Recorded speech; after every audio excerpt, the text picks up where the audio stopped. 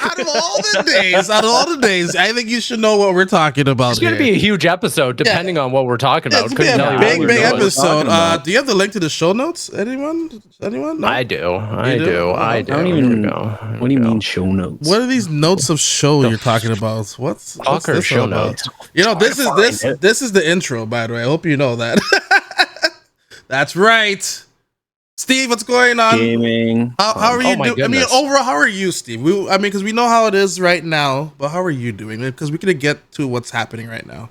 Yeah, I'm personally. Yes. Right now, I'm doing okay. Feeling good. Yeah, feeling pretty good. I just slammed some Misfix salt and vinegar chips, so that's a good start to any episode, right? All right. But that being said, I'm frustrated. I'm angry, and we'll get into that. Absolutely. So I'm, very juxtaposed feelings right now. Likewise as well. Let's see how Riley feels, because Riley, do you know what's going on today?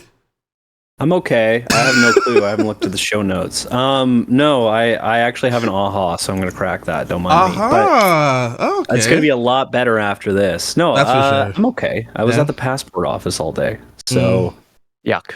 It's rough. Done though. That's rough. It's done though, and I get to pick. I do have to go back and pick it up, but that's not so bad. I'd rather that than them mailing it up, because that takes like another weekend.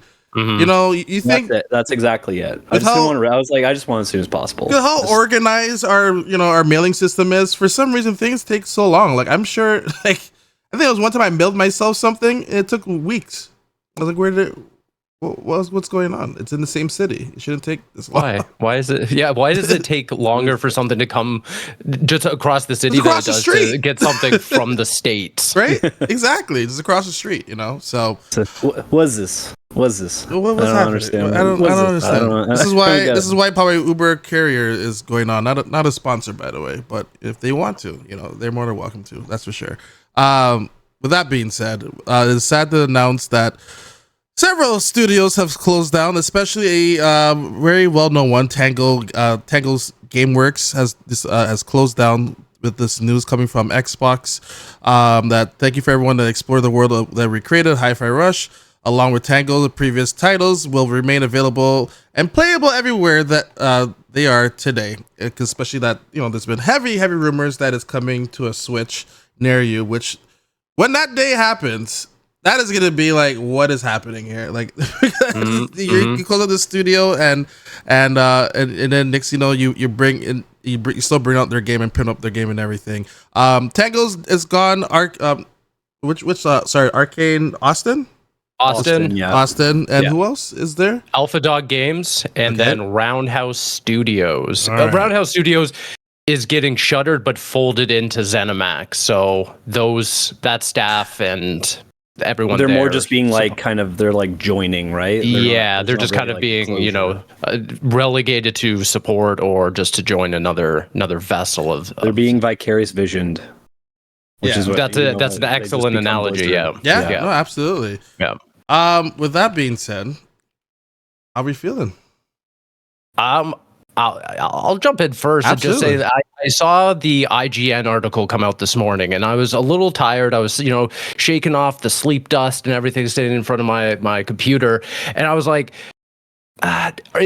they have to be wrong. When I went through and I saw the Arcane Austin, I was like, okay, I understand. They right off the heels of Redfall. It's been almost a year now since that game came out with, a landslide of issues and problems, underwhelming performance, stuff like that. I was like, okay, checks out to a certain extent. And then right under that, it was like Tango Gameworks. I was like, hold up. Did IGN get the name wrong? What's going on here? I cannot believe that this is a real article that I'm looking at. I almost had to do like a triple take because it just did not compute in my mind. And then I kept reading, and I kept going through Matt Booty's statement, like internal, like that was an internal email that they kind of got a hold of and released. And then, it goes on to talk about Alpha Dog, which not a well-known studio.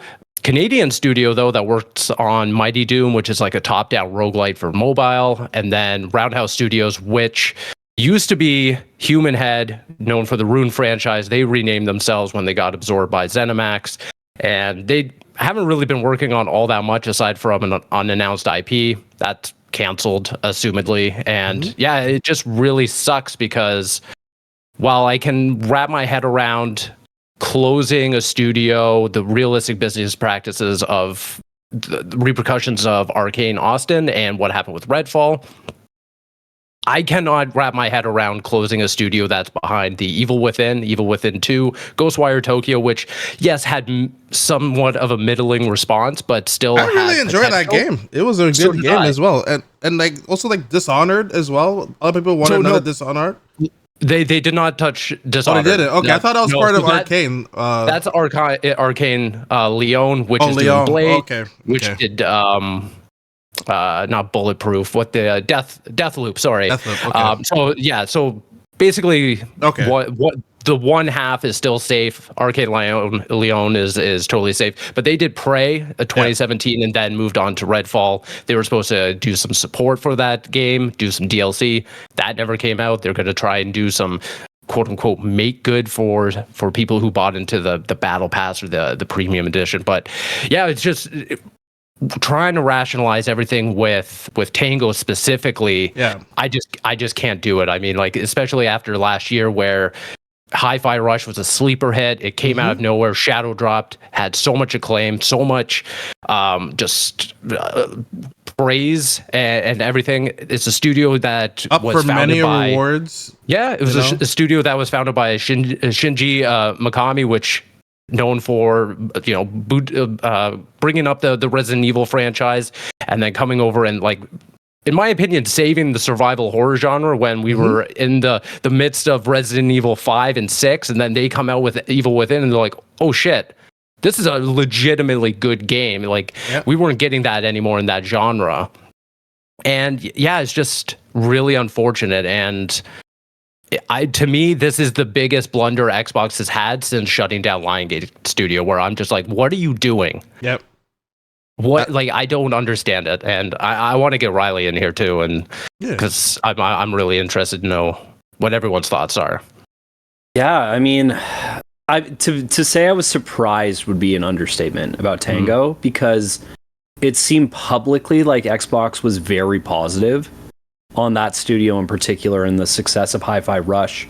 It was one of the first 4 games that they decided to bring over to other consoles.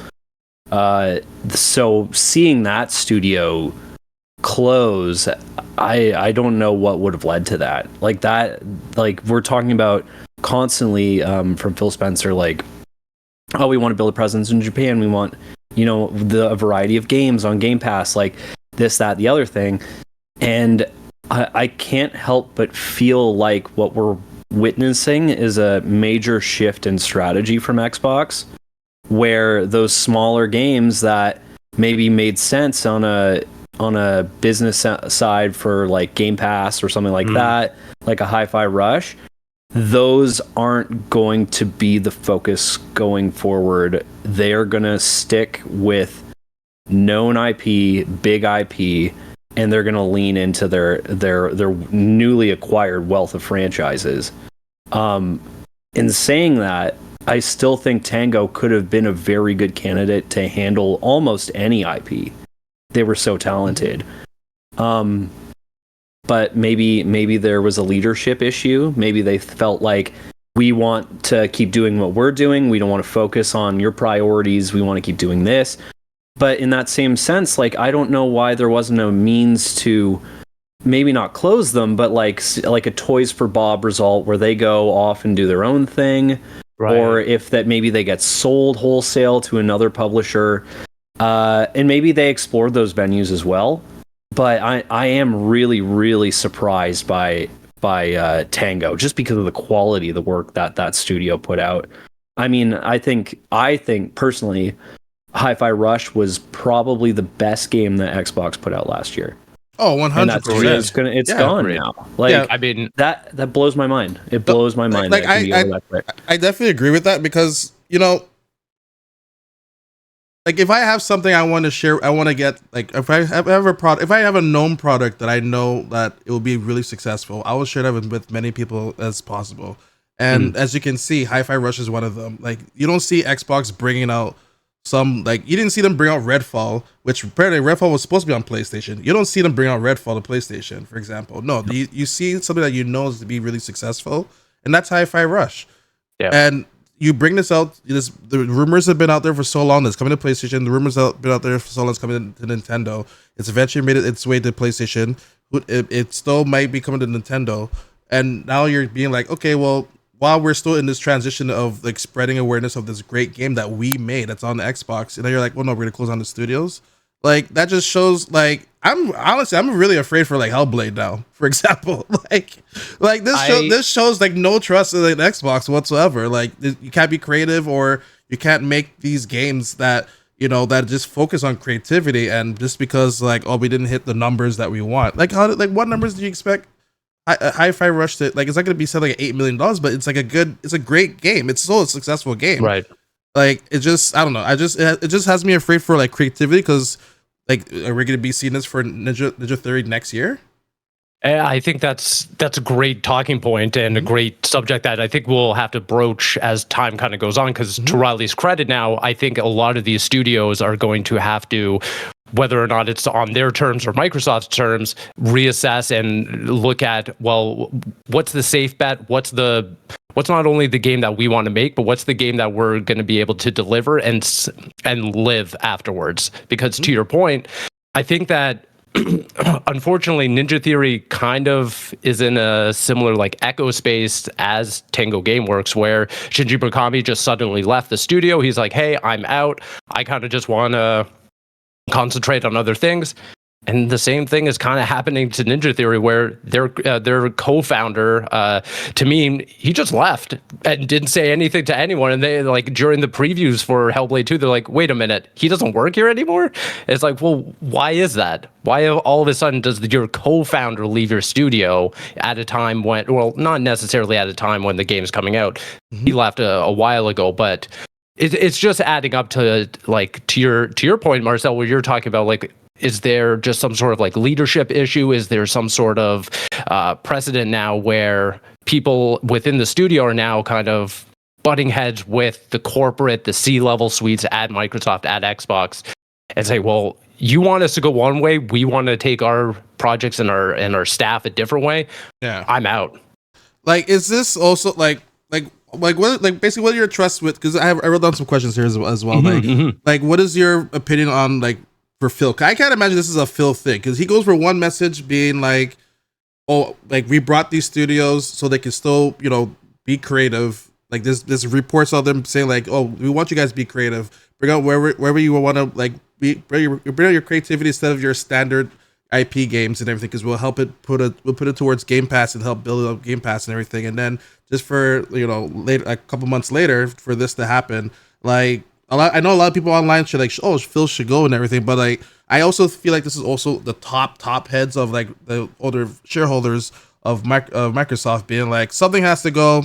Xbox is a division. A lot of people forget that they're not their own company; it's just a division of Microsoft.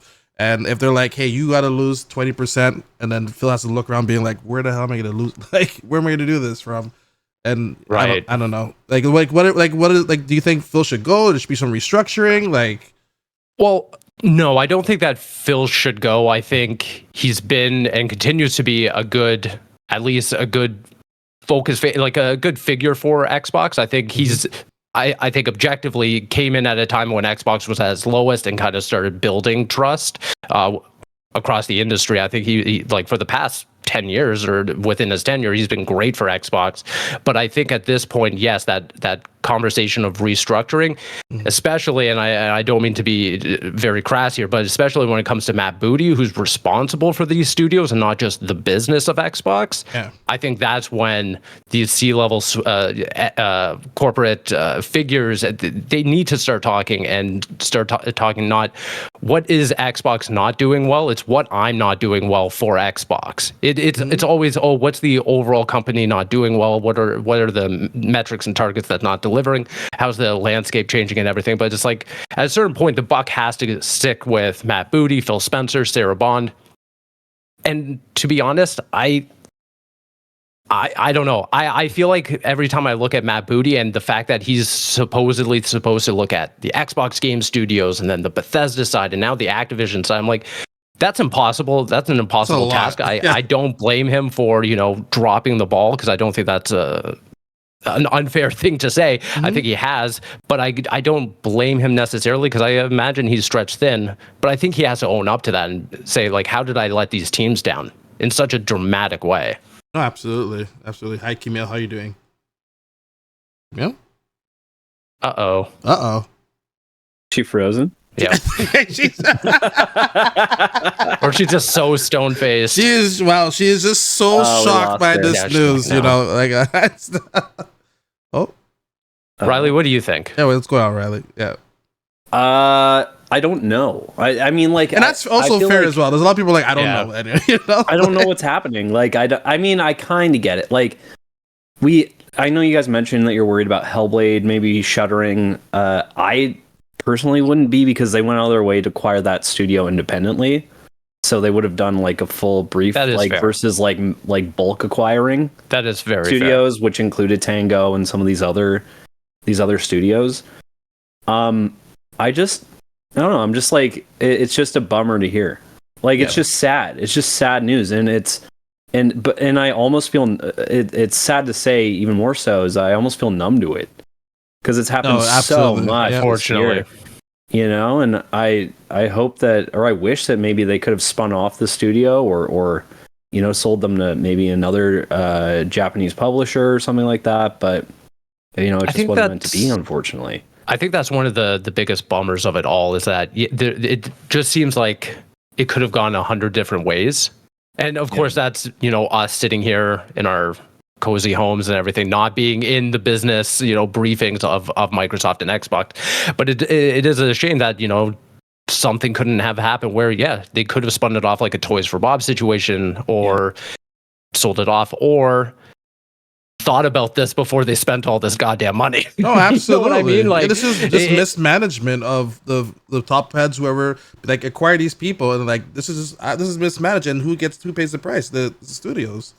Because afterwards, when you really look at what they paid all that money, like $7.5 billion to purchase Bethesda for, id Software, Bethesda Game Studios proper, ZeniMax Online, and then all these studios that got shut down, you essentially just cut half of the bulk studios that you purchased. Now you're left with id, Machine Games, and then the ones I just mentioned. It's like, so what you're telling me now, and you're kind of setting the precipice, is like, kind of going back to what you said, Riley, is like, you're only going for the big names. You don't care about the small games. You don't care about the potential that these studios could approach you with and say, hey, we have this really cool idea, whether it be Hi-Fi Rush, Ghostwire Tokyo. It's just, you wanted Doom, you wanted Wolfenstein, you wanted Fallout, Elder Scrolls, and then when it came down to it, it's like, all right, everyone else, see ya. Yeah. I don't know. I've never seen like someone be successful and getting fired for it. Like that. Right? Like, what message are we relaying here? Like, that makes zero sense. Like, many awards, sleeper hit, and then now you're gone in a year. Like, I've said it before, but Chai and 808 were two characters and two faces that could have been on an Xbox packaging. Like, right next 100%. To Master Chief, right next to Forza Car of the Year, right next to Doom Guy. Like, Chai and 808 were mascots for Xbox, had so much potential there. People were calling this game out to put on different platforms. The same way how they're calling for Master Chief. Put Master Chief on PlayStation. Mm-hmm. They're calling for this game as well. This was lumped in as well. Or Port Forza, like, this is part of like the X. This is they see this as an Xbox like identity, and now you just throw it away. It's like, I know make it make sense, Marcel. Make it make sense. I can't believe this. I don't know what's going on. Steve, you can chime in as well, but go ahead, Steve. Sorry. I know. I was just going to quickly say, and I know Riley will resonate with this to some extent. It's like, Chai felt like such a good character that he could have been in the next Smash, and everyone would have been like, "Fuck yes!" Yeah, he had 100%. Just that kind of character. He could have, yeah. It was that type of character, and I mean, the character could still live on, but with the studio not around anymore, I don't foresee a sequel or anything probably ever. Like, I think if they even tried to do a sequel, it would be a slap in the face to everyone who worked at Tango. honestly. Unless like it could be a situation where you know how Bayonetta is like a Nintendo thing right now, where Nintendo could probably pick them up, be like, if you guys don't want this, we will take them. Like, I don't know. Yeah. Steve, what are your thoughts on this? Sorry to cut you off there, other Steve. No. Yeah, sorry. Let the other Steve speak, Steve. No, I'm kidding. Yeah, I don't. The thing that, like, again, as you guys were talking about, you have a game that is like critically acclaimed, seems to be a commercial success. I mean, they did say that it was like 4 million. Players. It doesn't, but that it also includes, you know, people playing it on Game Pass, and also this, you know, Steam sale. So who knows what the sales numbers was like for that.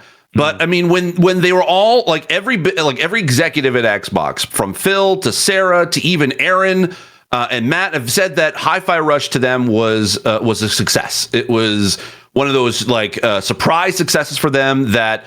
It's something that you would think would, you know, build a franchise from, like build a new IP from, something that you like lightning in a bottle that is hard to get in this industry now with games sort of like with thousands of games being released almost on a daily basis now. It is hard to get that kind of big hype around a game like that, and it had. At all measures, it would have been like a success, and also showcased how good Game Pass could be when you have these studios under your belt that you can have like small teams working on these smaller games that Game Pass is a perfect delivery mechanism for. That, you know, we got Hi-Fi Rush and we have Pentiment being the perfect examples of just games from these studios that, you know, we know we're making other games that, hey, you can release this project too and it still be a success both commercially and also critically. And for whatever reason, that's the studio that you decide. I know that, like, if it was just Arcane Austin, I think people would have probably, you know, saw the writing on the wall, been like, okay, you know what, Redfall was that much big of a mistake that there was nothing they could be able to do. And I know, like, it would have been a little bit more, like, we would still been pissed off at Xbox. We're like, but we understand. Yeah. But with Tango, this does not make sense because also.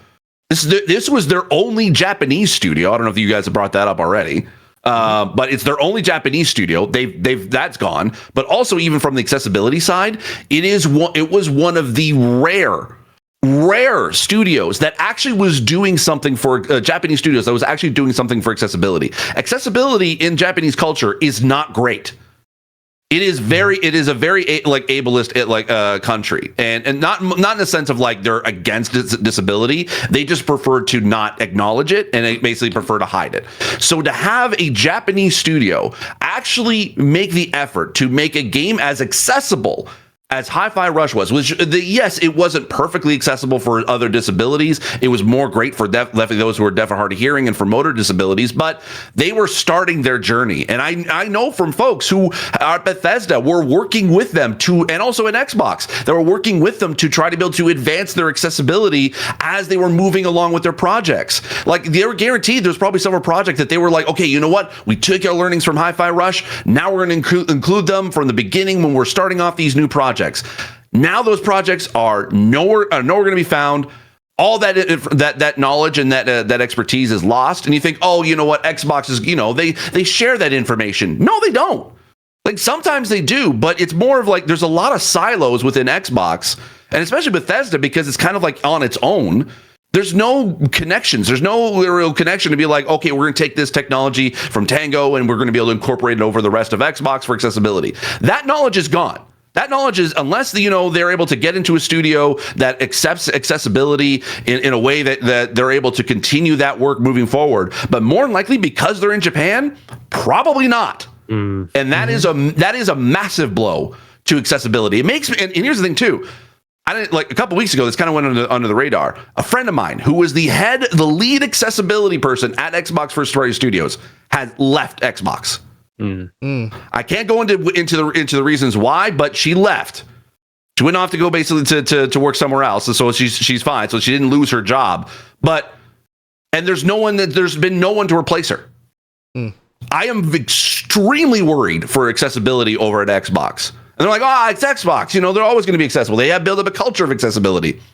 I don't know if that culture exists anymore. And even broadly in of a sense, I don't even think there's a culture of, supporting the developers, as Xbox was kind of known for. If you could create a game that is so widely, accepted within the gaming, like with the gaming community, and you don't support them, and you basically like, you know what, we're shutting it down because of X number of money reasons or whatever. Like, how can we trust whatever Xbox is going to talk about in June? Yeah. I don't like with their showcase. Like, it's just basically, are they just going to be a Call of Duty, Candy Crush studio that also has a Sea of Thieves? Like is that it? Like, is that all we're going to get from now on? Yeah, and that's actually one of my questions. Like, have you guys lost your trust with Xbox? I don't think fully, but I mean, it's going to take a little bit to be able to, it's getting there. It's going to take a little bit to be able to regain some of that trust back. Because it's bad. I'm kind of in the middle right now where I want to. I mean, just episodes ago, we were all sitting here and talking about like, oh, how optimistic are we on the future of Xbox and stuff like that. And I, talked about how I do enjoy playing on the Xbox because of its ecosystem, because of its just everything about it, just the Xbox culture itself. I was feeling very optimistic about it at that time. Mm-hmm. Right now, I'm not so hot on that, only because, again, we are unfortunately having to sit here and now talk about, well, what is the metrics now for success within the Xbox ecosystem? What does that mean for even a Gears of War, like, let alone all these like kind of middle titles, whether you're a Double Fine or stuff like that, or like, what does a success even mean for Gears or another Forza? It's just kind of all up in the air. And right now, I mean, Steve, I want to circle back to something you kind of brought up, which was all these like public comments from Phil Spencer and Aaron Greenberg, because I remember back months ago, I was really harsh on Aaron and the way that he talked about Starfield and reassured fans at the time, oh, it's not coming to other studios and or platforms and everything like that, kind of trying to quell that conversation of, Xbox going multi-platform and stuff like that. Mm-hmm. And now, we see today that quote tweet that was going around that of last year, how talking about how Hi-Fi Rush hit all the key metrics, they couldn't have been happier with it and everything. It's like, guys, you are talking one side of your mouth and executing on another side. Like, it just doesn't make sense. Your public face and comments are not reflective of the business. And at this point, I'm getting fed up with it. Phil Spencer talking in business meetings, whatever they want to call them, when he sits down with Sarah Bond and stuff like that, it's like, you guys are actively saying one thing and then showing us that you don't really believe that, or you don't have necessarily a full plan here in place. Because it does seem like you guys are just constantly moving the goalposts, or just acting in the moment, reactionary.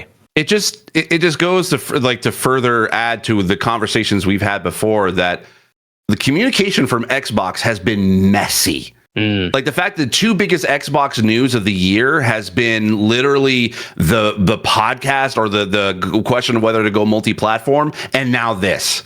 Like, that is not good. And then even today, like literally today, with the announcement of these studios closing, and then basically having a colorway controller basically burn it all down, and it's like, come on, like, you're like, why? Like, why are so many departments not talking to each other and figuring this stuff out? Like, if leadership knew this was going to happen, because of course they would have to, if they're going to make a huge decision like closing a studio. Like I think they're just so afraid, and they're so wrapped up in red tape, like procedural bullshit, that they can't communicate with each other properly without having to sign 5 NDAs, sign out 14 different forms, and then getting approval by several different managers in order to be able to do anything. And we praised Xbox for having being transparent and being honest and like with the community. We praised them for it because it was something that we hadn't seen from Sony or from Nintendo. But right. I think they kind of need take a little bit of a page from their perspective and be like, hey, maybe being honest and transparent is not necessarily the way to go on everything, because now they're reaping what they sow, because there's so many quotes that are being attributed to Sarah, being attributed to Matt, being attributed to Phil, that have not aged well at all. because of what happened today. I think that's a great point, and it comes back to that word honesty. And I think that's the biggest thing. It's like, was Aaron honest last year when he said that Hi-Fi Rush was delivering and they were happy with it, or are they being honest now where Tango's business is just not working out? It's like I don't know. I don't know if I can believe you anymore when you come out public facing or private facing with Matt Bootie's email. It's like none of it makes sense anymore. Yeah. Like even I saw like a tweet literally today of someone saying like someone who knows Phil, like this is hitting him hard just as much as it is hitting everyone else. But it's like we haven't heard word one from him all day. Same with Sarah. Same with even Matt, other than, because that email was like sent to internally, not necessarily not public.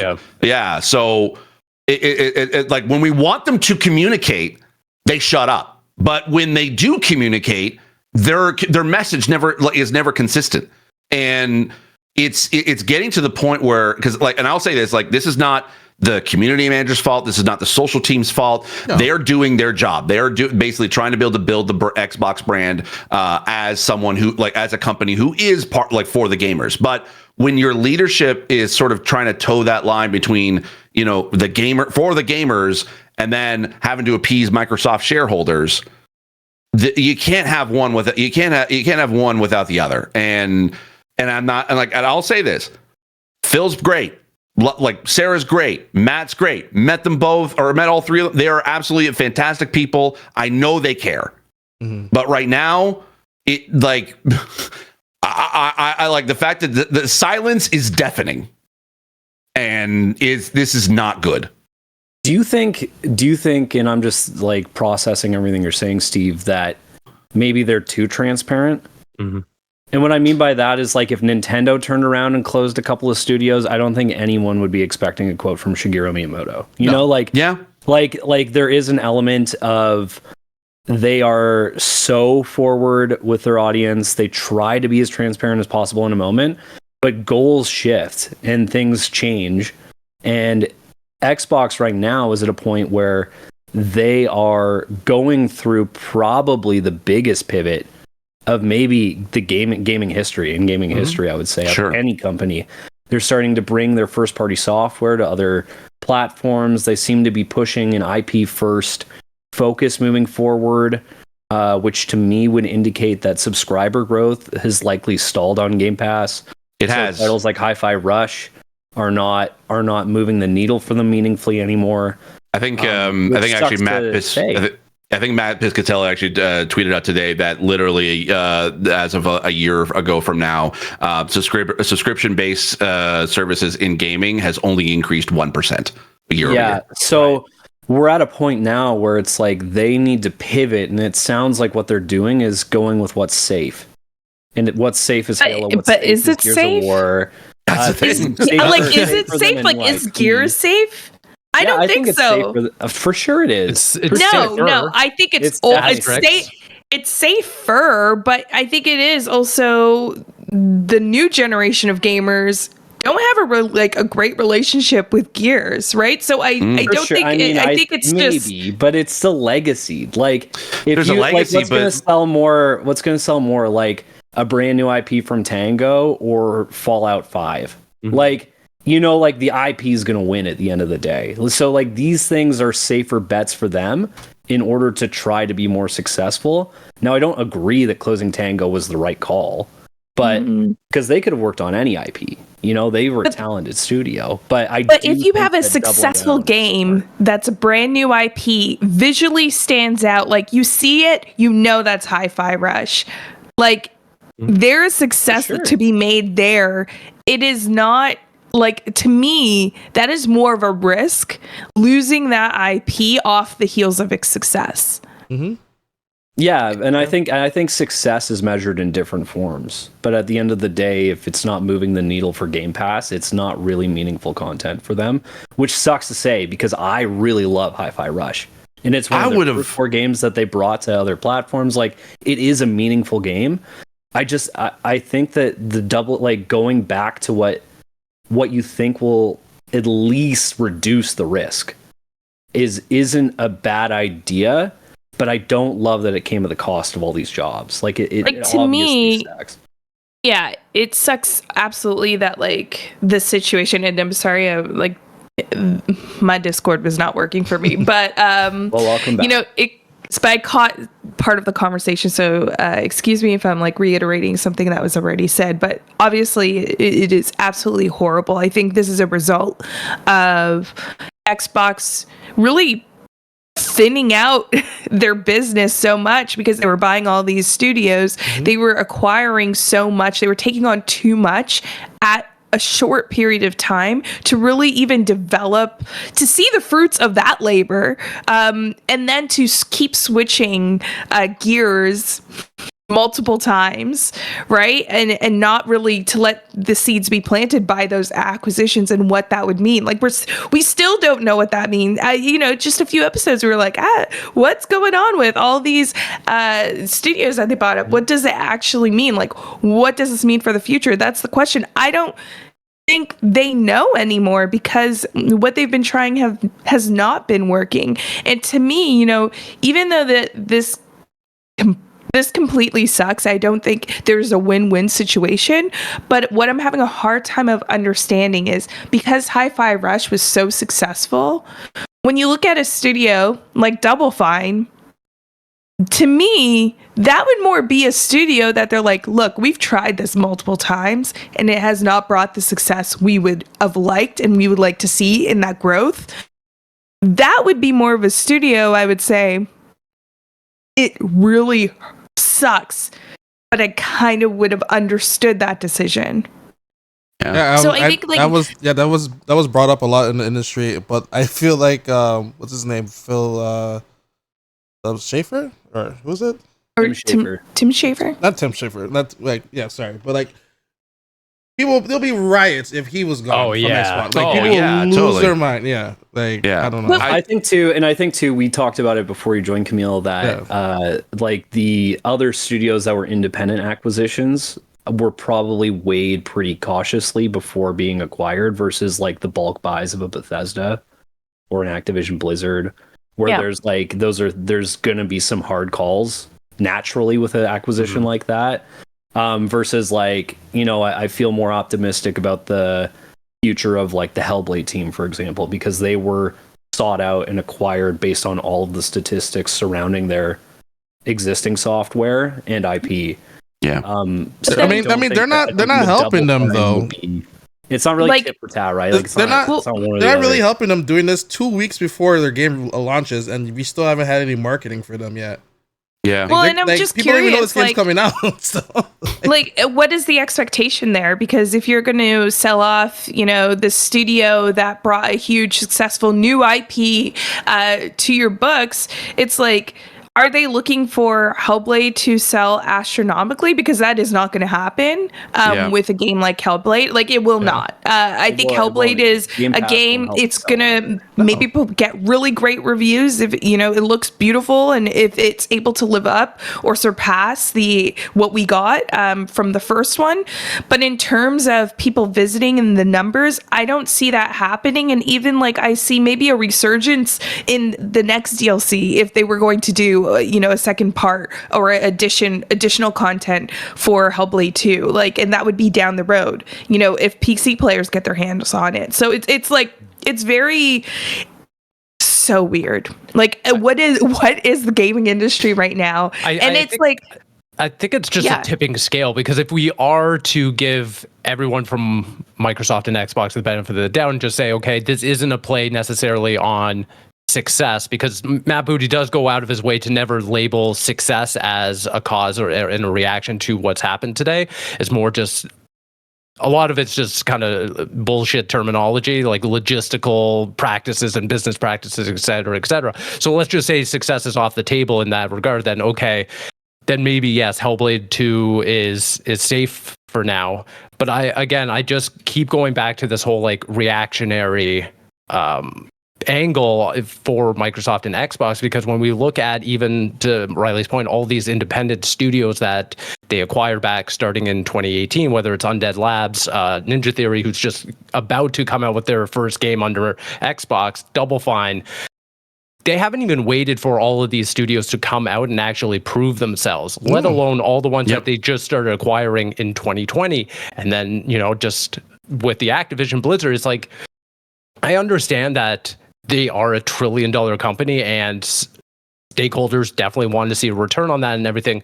But I would just have wished that Microsoft, as like, the core company, could have supported Xbox better to be like, listen, let's give them a little more leeway here. Let's give them some road to actually drive on, because these acquisitions going all the way back to 2018, it just doesn't feel like we're even seeing the fruits of this labor yet. No. And they're keep talking about like, this is going to be Xbox's year. But that's the thing, Steve. And it's just like, if these are decisions that are being made so last minute, like, I think it was like, was it a bluff that they acquired all these studios to kind of cement themselves as like, to their competitors or within the industry, to, a company that should not be out of talks, because that was kind of what was happening before these acquisitions, right? Yep. And it's now like, oh my gosh, are we seeing this bluff actually like be more transparent? Because it's like, even if you're acquiring all these studios, there must be a plan in place for these studios that may be in development for for IPs that they have, maybe bringing in to the portfolio, to say, okay, well, we know that they're not going to make money within the next 10 years, 5 years, whatever that time is when their project's out.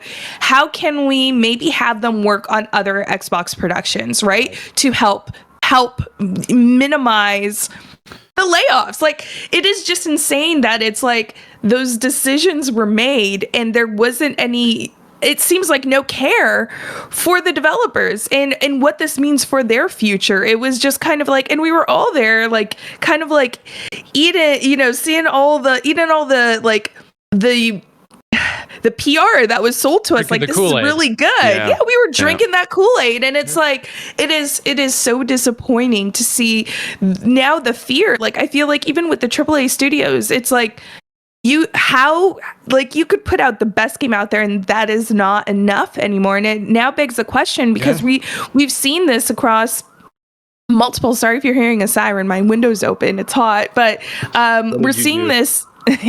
We're seeing this. Don't tell them. We're seeing this across the industry, though, but with consoles specifically. And I know we're going to talk about Nintendo a little later, but given PlayStation and Xbox, is this a fight that they're really starting to lose in terms of keeping up with PC gaming? They're not able to. We've talked about this old traditional formula for developers and these studios just not working. And is it now in that stage where it's like it's really hard to turn back? And well, I agree with you to a certain degree, but I think because you were saying that, why couldn't they just sort of make like these studios into supporting like Xbox and other projects, but then the fear of that is what Activision was doing with Call of Duty for the longest time, even still. Like, and I'm saying this again as a contractor for Call of Duty. I'm not representing anyone from Activision, but they've been, taking studios and being like, oh no, they're now a Call of Duty support studio. Like, we literally just we found out this week that, or like last week, or actually maybe yesterday, I can't remember anymore, that Tony Hawk Pro Skater 3+4 was shuttered because that studio became a Call of Duty support studio. They weren't allowed to make it that anymore, and so like that's the fear. But also, to kind of jumping on to what you're saying, I think the problem is that Xbox doesn't know what it wants to be in this new era of gaming. Like, they are playing the studio or the company of first like party AAA games, right? Like, they've had all these AAA games that they've created for this platform that they've created for Xbox. But then they're also technically, in a sense, like a publisher for indie games, because they have a lot of studios underneath their banner of studios that are run by smaller teams. Like, Tango's not exactly a huge studio, and like all the other smaller studios within Bethesda, Activision, and Xbox, there's a lot of them in there. I mean, I would even say that, Double Fine is probably included as part of that. Like, they have an indie platform with all these smaller studios, but then they have these AAA studios, and now like we thought, finally Xbox is going to kind of create this sort of great ecosystem where both can thrive. From AAA down to indie, where both can thrive, and the connecting thing that connects them all is Game Pass, and we can be able to play all these great games, whether they're big or small. And it seemed as if that we're like very much like, okay, we're for the gamers, we're for the artists, that they want to create these great sort of bespoke type games that are available, and you can only be able to play them because of Xbox. But now with today's decision, I have no clue what Xbox wants to be. I want to bring up like even a tweet that my friend Mike Futter had said. He's a business analyst, and he said that I challenge every game industry publishing CEO to step up and define success, because I'll be honest, I've been watching the trends and business ebbs and flows in this industry for decades, and I can no longer discern what that word even means through the lens of this climate. It clearly doesn't mean that a studio shipped one or more award-winning titles. It doesn't mean that the overall track record of a studio is filled with strong sales. It certainly doesn't mean a legacy of multiple industry-defining IP. So what the hell is success? Yeah. But and that's the thing, right? Like, I get what you're saying, where it's like, then you have that risk if they were to say, okay, look, we're going to acquire these studios. You're going to still be able to work on your IPs, but you're also going to have to support some other Xbox studios. And yes, you have that risk if it's not managed properly, where then you lose those original IPs. I completely get that, but at least people are keeping their jobs, and then there's more conversation to be had about managing that workload, so you're still getting those IPs. And it is a tough time, because it's like when we saw that they were acquiring this, like you said, Steve, we were drinking that Kool-Aid and seeing Xbox as the savior to a lot of developers in the industry that were in a field of uncertainty, right? So it's like, it's just so disappointing that it's like they're doubling back on that. Even like I'm thinking back to I can't even remember what showcase it was, but it was like when they first acquired like their big chunk of studios, they said also they're making plans to expand into the Asia market, into Japanese studios. And it's like, you're getting rid of the most successful and their only studio. They're only Japanese studio. So they have, so it's just like they have like, it's kind of like a chicken with their head cut off situation. It's like they really, it's just showing that I don't think, like you said, Steve, they don't know what they want to be, and I don't think they know what they have to do. I think I can lay out my take on what's happened. And my take is that Xbox had some really, really big ideas for a Netflix-like subscription service. Netflix has 250 million subscribers. Their goals, based on what we know, were 100 plus million if they could get it on mobile as well. This system, right? They wanted to go on other consoles. They talked to the other console owners, Nintendo and PlayStation. They talked about that. They weren't interested in having a service like that because they figured it could compete with them down the line. They weren't going to give them their install base. So what they were left with was an ecosystem that wasn't big enough to support their goals. And now what they're doing is they have to pivot, and they have to go, okay, well, if we want to obtain this, if we want the user base, we have to expand beyond. And if we expand beyond, then we have to go with what we know will probably work or more likely work, which is a Halo or a Gears or a Forza, or, like get some of these other titles that may have been struggling. Like if you look at the first 4 games that they brought to other platforms, those were all the first iterations of IP. None of them were existing IP. Right. Those are really good measuring sticks for what's going to work with some of their newer things, and it's going to help subsidize the cost of running those things that may have been costing the money. So seeing the success of like Sea of Thieves on PlayStation, I think, is really meaningful, because I think it helps Rare a lot. Seeing Hi-Fi Rush come out on PlayStation, I think maybe some of these decisions were the result of the immediate reaction to how well these things were being picked up by a new audience. And that's how I read it as well. It doesn't make sense, though. It doesn't make sense at all. It still doesn't make sense, because then it's like they're still focused on a traditional model of marketing their games, where it's still like they want to keep it in-house, even though it's performing really well, like something like Hi-Fi Rush on another platform. But then why would they keep Sea of Thieves? If it's still performing really well on PlayStation, it's like, okay, well then there's an opportunity there to continue to grow, even considering the reaction that the community had with that news of like Xbox games going, like that is something the internet could get over. Okay, we're seeing Xbox games also on other platforms. It's still showing that they have a good book of business for their games and their studios, and it still helps keep people employed. Like it's just do you mean like porting them would generate more revenue and then justify? Yeah, like okay. Yeah, I agree, and I think these were tests, and I think but that's the thing. The tests have proven they work.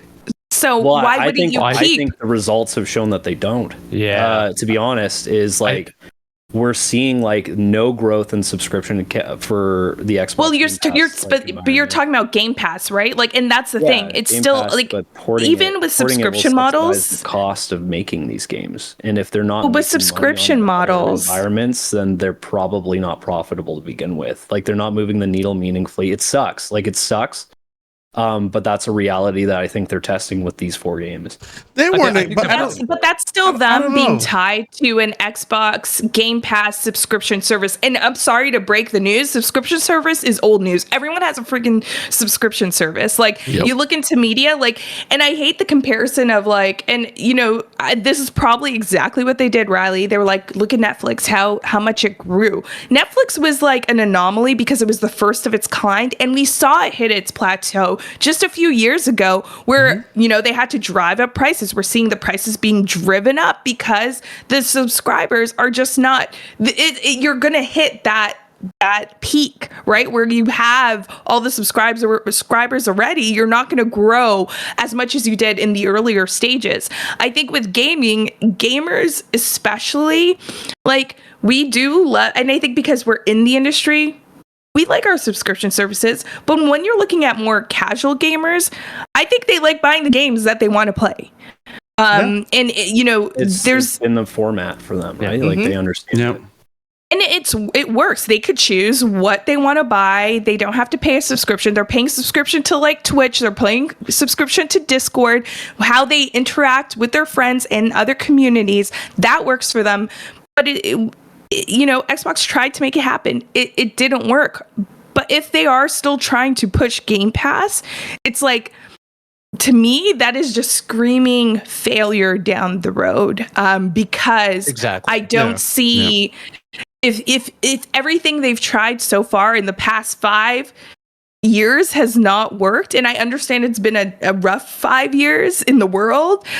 I just don't see you're gonna have Activision put out the next Call of Duty and all these people are gonna go over to Game Pass when we already know Call of Duty is gonna be on other platforms at least for the next 5 years. The point I was more making was that the shift to other platforms is a result of that strategy not being successful. Yeah. I think the closing of the studios for sure. Yeah. They like, definitely are stuck in like a rock and a hard place now because they've invested so heavily, had so much goodwill because of Xbox Game Pass for the core subscribers that are buying into it. And now I think that their final hurrah now is after spending $75.4 billion on Call of Duty, that's their last like vestige of success, is putting Call of Duty there. Seeing what that reaction will be, whether or not, okay, can we bring PlayStation players off of their console onto Xbox, get them into the Xbox Game Pass ecosystem, or is this just a lost cause at this point? Yeah, I think the pivot for them is like we've had Phil Spencer imply that maybe Steam or Epic Game Store could show up on Xbox hardware. Right. I think that's the value add for Xbox hardware alongside Game Pass if Game Pass isn't allowed to exist on Nintendo or PlayStation. But I think they'll sell the hardware and then they'll bring their games to everything. And while I think that that's definitely a value proposition, I think there's an inherent loss of value proposition when you have studio closures like this. I mean, you go back all the way to after their first wave of acquisitions, and what was the first thing they did? They said, okay, Ninja Theory's on board, and before they put out Hellblade 2, they're going to put out Bleeding Edge, a game that is so goddamn niche. It didn't succeed. But that being said, it was something at least that was on the storefront that said, hey, we're new, we're a first party entity, this is coming from Xbox. And that's the same for Pentiment, that's the same for Hi-Fi Rush, that's the same for all these smaller games that are passion driven, made by passionate developers, and can kind of plug in the holes between all the big games, between the Hellblade 2, the Avowed, the Gear 6. But now they don't even have that. Yeah. I think all they can really bank on now, just quickly wrapping up, but all they can bank on now is like, okay, now we can put out Call of Duty. Phew. Okay, that gave us a little bit more runway until the next quarterly result. Okay, now we got to rush out of Gears. Okay, that got us to the next quarter. And it's just going to be this whole like keeping up with this unruly pace of hitting must-buy AAA blockbusters when you have nothing else, because nothing else is safe anymore. But in a situation like this, wouldn't you also look to the companies that seem to be doing well, and the only one in the console game, Nintendo, is just killing it, it's crushing it, and it's like maybe their marketing, like maybe it's like they need to market to more, and I know like people don't want to hear it, but maybe they need to start marketing to more kids. Like it's why big companies like Red Bull try to get into schools as early as possible. So then when they're old enough but it's true, right? When they're old enough to drink Red Bull, they've already been in the ecosystem of community events with Red Bull, right? Or like you could look as examples with it's always trying to get gamers or when they're younger, and I think that's been successful to Nintendo. And it's like one thing that we have been noticing, it's like something like Hi-Fi Rush would have been perfect, right? It's like maybe Game Pass like is a perfect product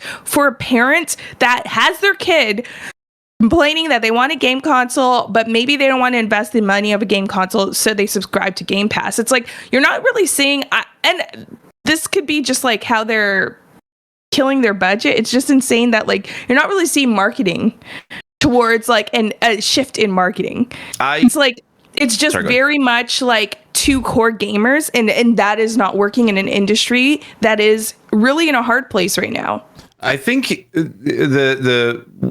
when Game Pass kind of was introduced, it was like around like, when it was first started introduced publicly, it was around 2017. So you got to think that they have had this idea for earlier than that. At that point, subscription service kind of seemed to be like, oh, that's an interesting idea. We already kind of saw that with the success with Netflix and everything else. It was kind of starting to kind of come up. I think it made sense on paper. It totally is a good idea for the future. Get the subscription base, get people to be able to consistently pay. It's a good value. Over a course of a year, you'll basically pay for essentially the equivalent of 3 AAA budget games, and you have access to over 100 games in that library. And I think the problem that Xbox found themselves into was that they were just too slow to build that value acquisition for the consumer. Yeah. They had so many delays on their own first-party games. They had so many delays on getting other publishers and getting other third-party games on board. And then they tried to be able to offset that by buying studios to be able to fill in their gap of games that they don't personally have. So they buy Bethesda, they buy Activision Blizzard to kind of fill that big gap that you're going to get people to sign up to Game Pass because you're going to get Call of Duty, because you're going to get Fallout, Elder Scrolls, whatever. You get these big titles because Xbox can't deliver yet. Every year we keep saying it's going to be Xbox's year. They got so many studios. They got so many cool projects on the go. When are we finally going to be able to get that? Like what they said, every quarter we're going to have a big, huge game to be able to release on Xbox. I think it's like on paper was a great idea, but they were just too slow and too messy to be able to even to build it up properly. And now they're at a point where, as you said, like subscription based services are kind of going or people are kind of rebelling a little bit against it because there's just too many subscription services. And even if you just take away all the movies and TV shows subscription service we got just on gaming, if you just take Nintendo Nintendo Online, sure, it's $20 a year, but that's $20 a year. Then you have also PlayStation, which is about $100 a year, if not more, if you'd go with their PS plus whatever premium ultimate gold edition, whatever. And then you have Xbox Game Pass. It's about Canadian, it's about $17-18 a month. That all adds up 100%. And I think Riley, even you said it right. I think when they were trying to be able to get PlayStation, Nintendo on board, that would have created this service. And then PlayStation, Nintendo refusing to, see that potential future that Xbox was going for, because they wanted, again, they kind of wanted that going corporate. They wanted to own it themselves. That's what shot them in the foot. And in a sense, we're kind of seeing that, I hate to use this as an example, and I hate to use this even as a good example, but this is similar to the Embracer losing that $2 billion deal. Xbox is now holding the bag for over $69 billion. They got to figure out what to do. And, the only way to be able to pay that back is closing studios, because they got too many. Yeah, but I don't know. They're closing the wrong studios, in my opinion. That's it too. Yeah, they're closing 100%. The wrong studios, but they're also not letting these studios take their time. I know they should know better. They know how long it takes to make games. They know how long it takes game and everything. I mean, look at Halo, for example. Look how much leeway Halo's been getting. And Halo's a mess. Halo's a big mess. And I also wonder if it's not even Phil Spencer's call. I think I don't think it comes from Satya and above, proper. And then exactly, and the stakeholders, because I'm sure the stakeholders they don't give a shit that Riley wants Banjo. They don't give a shit that I wanted the Evil Within 3. No. They just, all they see is okay, get the next Halo out because I know Halo. Get the next big thing out and pay me my money back because you spent over $70 billion. I mean, exactly. This is the problem. Look at look at the start of this gen. They got caught flat-footed without a launch title. Halo got delayed a year. They are not red. That's what I'm saying. Do you know Halo will perform well?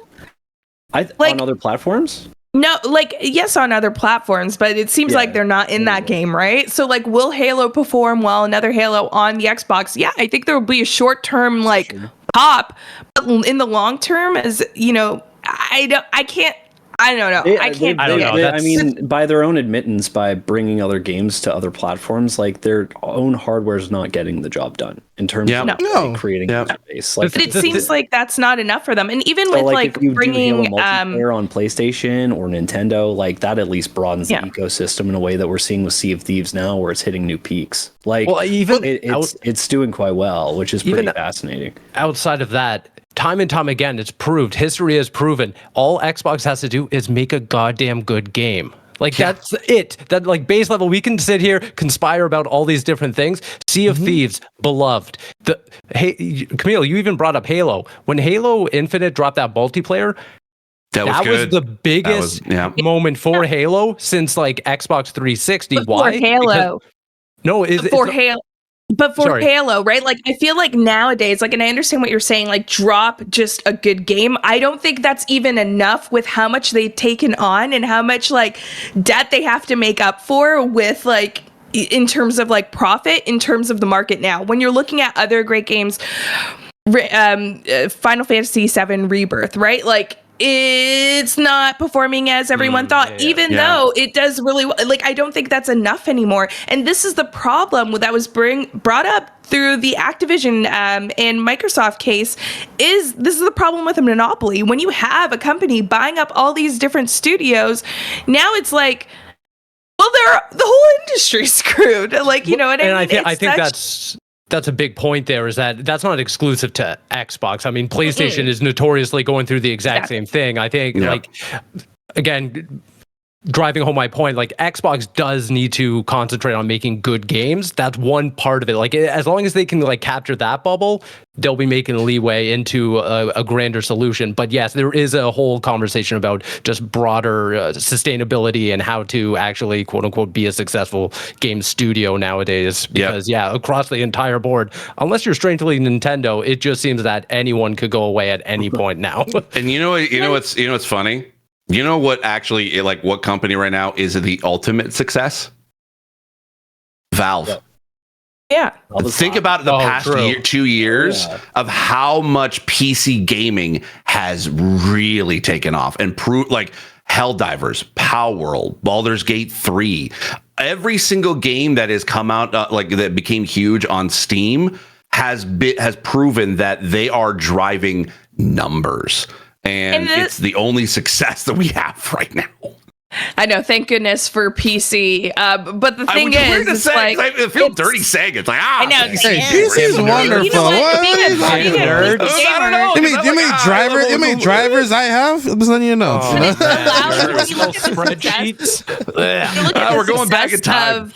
Of PC gaming, there's so many games in the Steam store. It's like it's not sustainable for when you're talking about all these console first developers that have like this history in gaming, right? That have created IPs and continue to create new IPs that just do very well and make mainstream news. Like it won't work, and that's why, like Riley, what you're saying, like, you know, having something like the Steam come to Xbox or Game Pass or something there, I think, like, sure, but will that be for the Xbox user? I don't know, because they'll just be like, you know what, I'm just gonna save up a couple more $100 to buy for a new PC user is the point. Then you can just like access your Steam library in your living room. Like I think that would be appeal. I mean, I know they tried with like the what was it, the little streaming or like it was what was it called? Was it Stream Deck? Yeah, I think so. Yeah. Yeah. Okay. Steam Deck. Like they had it with was it Corsair that did that with them, or? No, I thought it was just a Valve proper thing. Third party. Yeah, I think they've. That makes sense. Sorry. You're saying Valve. Now. Sorry, I thought you were talking about the remote, the cloud, Xbox Cloud. Cloud gaming. Oh, yeah, that's a Corsair thing, I believe. Yeah, right. Yeah. And they did. I think Xbox tried to. They were going to create a cloud gaming. Yeah, it was device. Xbox and Game Pass, Xbox and Corsair. I think that went on that. But now the question is, what does this mean for the Xbox showcase? Business as usual. But what can you show that would be like I don't even know what can they show to be like, this was worth it. Phil Spencer's going to be live on IGN Live, by the way, in a live audience in June. That's good. That one I'm more interested in. Right after the showcase. Right after the showcase. I'm more interested in that. Showcase is just like, here are the games. That's it, you know. So if they sit down and they go, listen, like, we hear you, we realize we have a wealth of properties that we're not, you know, utilizing fully, from Fallout to Banjo-Kazooie to this to Perfect Dark to this, like, we're going to focus on these titles. We're confirming them. They're early development. Like, I think people would be like, all right, okay. Like, maybe at least it's a positive step for them to be like, these are IPs we neglected. We're bringing them back. Like, we're going to give you these. Like, here's Gears. Here's, like, look forward to Forza. Fable's coming. Like, these classic IPs that I think people want right now. Mm-hmm. Yeah, we want the IPs, but then what's the vision? Like, that's what I'm curious to know. Like, what are they going to say? Like, what is Phil going to say to, like, all right, as you know, like, we bought all these studios, you know, and we let some of them go, but there's a reason. But like, what is the vision? That's also where I think this is going to be another stop on his apology tour. Like, it's constantly. Anytime that he sits down for an interview, he's apologizing for something, and it, like, I think for the showcase in and of itself, I think people were probably leading up, like, Xbox does this so many times. They have something that's so, like, we're so excited for, like, whether it's the developer directs or like a new announcement of games coming out, or these showcases, we get so excited, and then they just fumble the bag and they basically create these controversies amongst that of their own making. And then now, like, leading up to the showcase, I don't know what they could be able to do to be able to say what the vision is. I think they're probably going to do business as usual, like, just show trailers, show info, like, hopefully get some dates on some things. Obviously we're like, I don't know if we're going to get, like, but it seems like the signs are pointing to we're going to get a big, huge, maybe Gears reveal at this showcase, and like, we're obviously looking at potentially a Call of Duty reveal, and that's now their turn instead of Bethesda last year. I think we're like, there are going to be people that are going to be excited, and I probably will be one of them. I'm probably going to be in the audience in LA watching this thing live with other Xbox fans. But I will admit, probably going into it, it's going to be a bittersweet moment, because I'm like, this could have been so much, like, you could have started to build up that hype for the rest of the year and for what Xbox was going to be doing. Because And I think, in a sense, if they're not pivoting to try to be able to say what their vision is going to be for the future, or if that wasn't part of their plan for the showcase, a clear understanding, then they are doing a disservice to Xbox fans if they're just trying to sweep it under the rug. Every 3 months, it's always changing, though. Like a couple months ago, they were just saying, like, it's changing because of their own mistakes. Yeah, but give time for things to settle. Like this, a couple months ago, you were just like, these are the 4 games coming to other platforms. Now you're like, well, now that one game you like, it's gone. And that's why the platforms.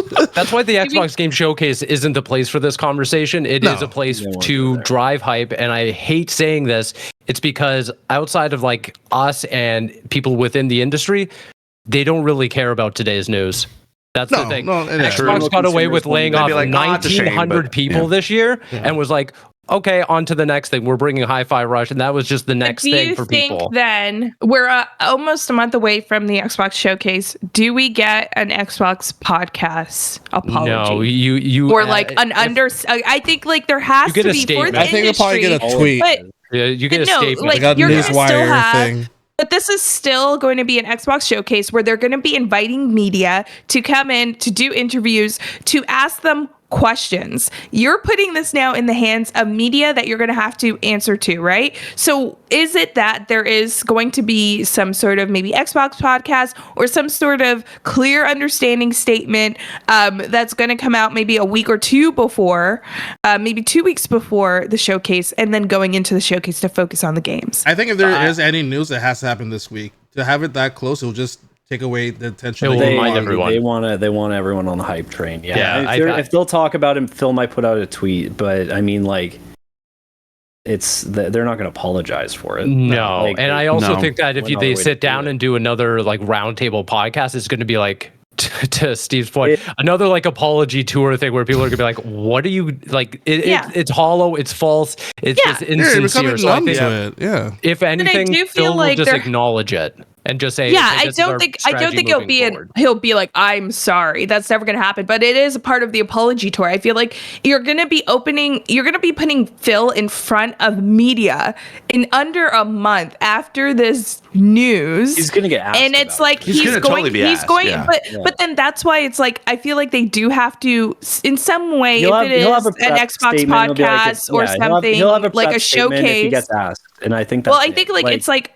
I don't think they could just put a prep statement. I think they have to put like a clear understanding of like what the vision is going forward, and maybe that's in an Xbox podcast. Here's the thing with Phil, platform stuff. Sorry. I think generally in terms of like what is the vision for the remaining studios. Like I know at the end of the statement it was not like why'd you close Tango, but like, no. Like I don't think they're ever will double back, but I think they have to give a clear understanding of like. For media coming into the showcase, okay, I could see why they did this game. That makes sense. Like, what? Because then the question to Phil is going to be like, so what are your hopes for this game? Like, how do you feel? Like, it's really going to be focused on like, what do you qualify that as success? Like, do you see this being a successful game, and what does that success mean for you? So I feel like he has to, or Xbox as a whole, because it's not solely on Phil's shoulders, has to clarify like what that vision is before media goes in front of Phil. Here's the thing at those media events. But then it also comes back to the whole trust thing as well, because then they said Hi-Fi Rush was a huge success, and now it's gone. Here's the thing with like Phil there's different, is that like Riley said, there's different definitions of success. We need to know whatever we define as success. That's fine for us, but we need to understand going into that showcase, what is Xbox's success? The thing is, we didn't say that. That came from Aaron. That came from Aaron.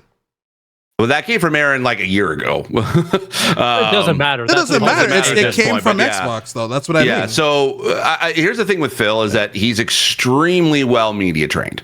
He never slips on anything, and if he does, he should 100% should be. And he's also been like, I know we keep bringing the honesty and transparency. Like he has been honest and transparent with what's been happening at Xbox, even when it doesn't do well, which it has been for the past 2 years.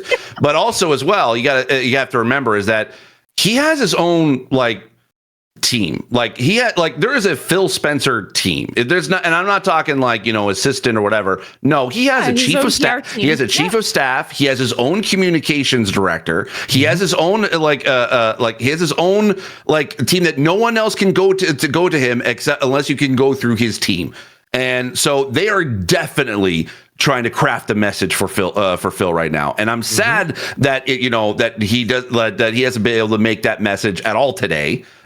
Same with Sarah. I think they just just hiding under a bush all day and just not thinking that silence is better than saying something. But I think that that's a big mistake based off of they've built up that they were supposed to be honest and transparent, and this is where that is biting them in the ass. And I think you're when we're talking when he's going to be talking to I'm assuming it's going to be Ryan McCaffrey at IGN after the showcase. I think guaranteed Ryan won't let him off the hook. He's not going to give him softball questions. He's never had any interview he's kind of done where he's been honest. He's never had really softball questions and he takes those questions head on. But I think that there will definitely this will be something that will be brought up. He will be asked. Ryan will probably ask, what do you define as success? What are you showed us a bunch of these games. I think he's probably going to ask, what do you see as the future of these games? And where do you see the future of Xbox? I think that's where you can be able to have that conversation. Normally after this showcase, there usually is at least for last year, as far as I know, I think the last 2 years too, is that after the showcase, they always have a media specific Q&A with the future of Xbox. That's always it always comes up right after the showcase. And I know that they never ask softball questions in there, especially when Xbox needs to be accountable for certain things. So I don't think that Phil's going to be let off the hook or he's going to be getting any softball questions. But you're right. I think either at the showcase or through Phil's interview, something's going to have to be said as far as what is Xbox doing? They've made several mistakes of what they, of short-sighted goals of what they're going to do in the future.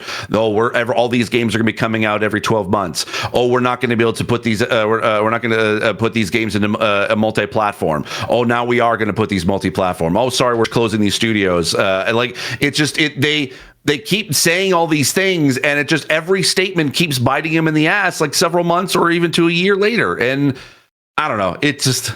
I don't know in circles. It's what you said, Steve. It's what you said. He's created, and not just him, his team, Xbox has created this idea of transparency and trust. So if we don't hear anything, that is very concerning. Well, I think it's even more concerning about whatever the hell Phil even says, because again, to Marcel's original point, can we even trust it? To me, I don't even think it matters what Phil ends up saying about this whole ordeal, because we'll have to reanalyze this a year from now, because it almost is a year to almost the day that he went on Kind of Funny's podcast, hat in hand, said, hey, right after Redfall, actually, this is going to be the start of a brand new era for Xbox, especially starting with Starfield. It's that didn't happen. Nope. So again, you're shifting the goalpost. The messaging is getting so convoluted, and it switches almost by the day. For Phil to come out and say anything about this, it just doesn't really matter to me. Yeah, it's about their actions at this point. Yeah, it seems very obvious to me, just based on what was communicated and what has since happened, that there was a major business change decided last year. Yes. And they realized the absolutely. That seems to be what happened. So, I don't. If that is the case, if they did their showcase, maybe they looked at the Starfield launch and they're like, okay, it's not doing what we needed it to do for Game Pass. We need to pivot. I think that this might be the showcase to open the doors a bit. If they wanted to say these things are going multi-platform, maybe they debut first on Xbox. But this is just me speculating. I don't know what they're going to do. And I think that... And that's the scary part. I don't know. So... I could imagine see them doing that and be all of our stuff, it's all coming. It's all coming to other platforms. And I could see them still sit there afterwards and be like, case by case, we changed our mind. I don't know. Yeah, I don't know. Because that's we don't know. All the games that they're going to be announcing at the showcase, we don't know. Are they going to be exclusive to Xbox? We don't know if they are going to be day and date in Game Pass. Whether or not Game Pass is even going to exist within about a year. We don't know if they're going to. Yeah, they're going to be whether they're going to be shut down with it, after launch. We don't know whether to be able to we're going to ever have a sequel to any of these games. There's so many unknowns of the future, it doesn't like to at this point for the showcase, it doesn't matter what games they announce, because at that point I can't trust anything in there. I can't trust. Yeah, will we actually see it? Will we actually see any of these games? Will we actually see them at the release dates that they said? Will we see them on a game day one on Game Pass? Will we see them on PlayStation or Nintendo or just PC?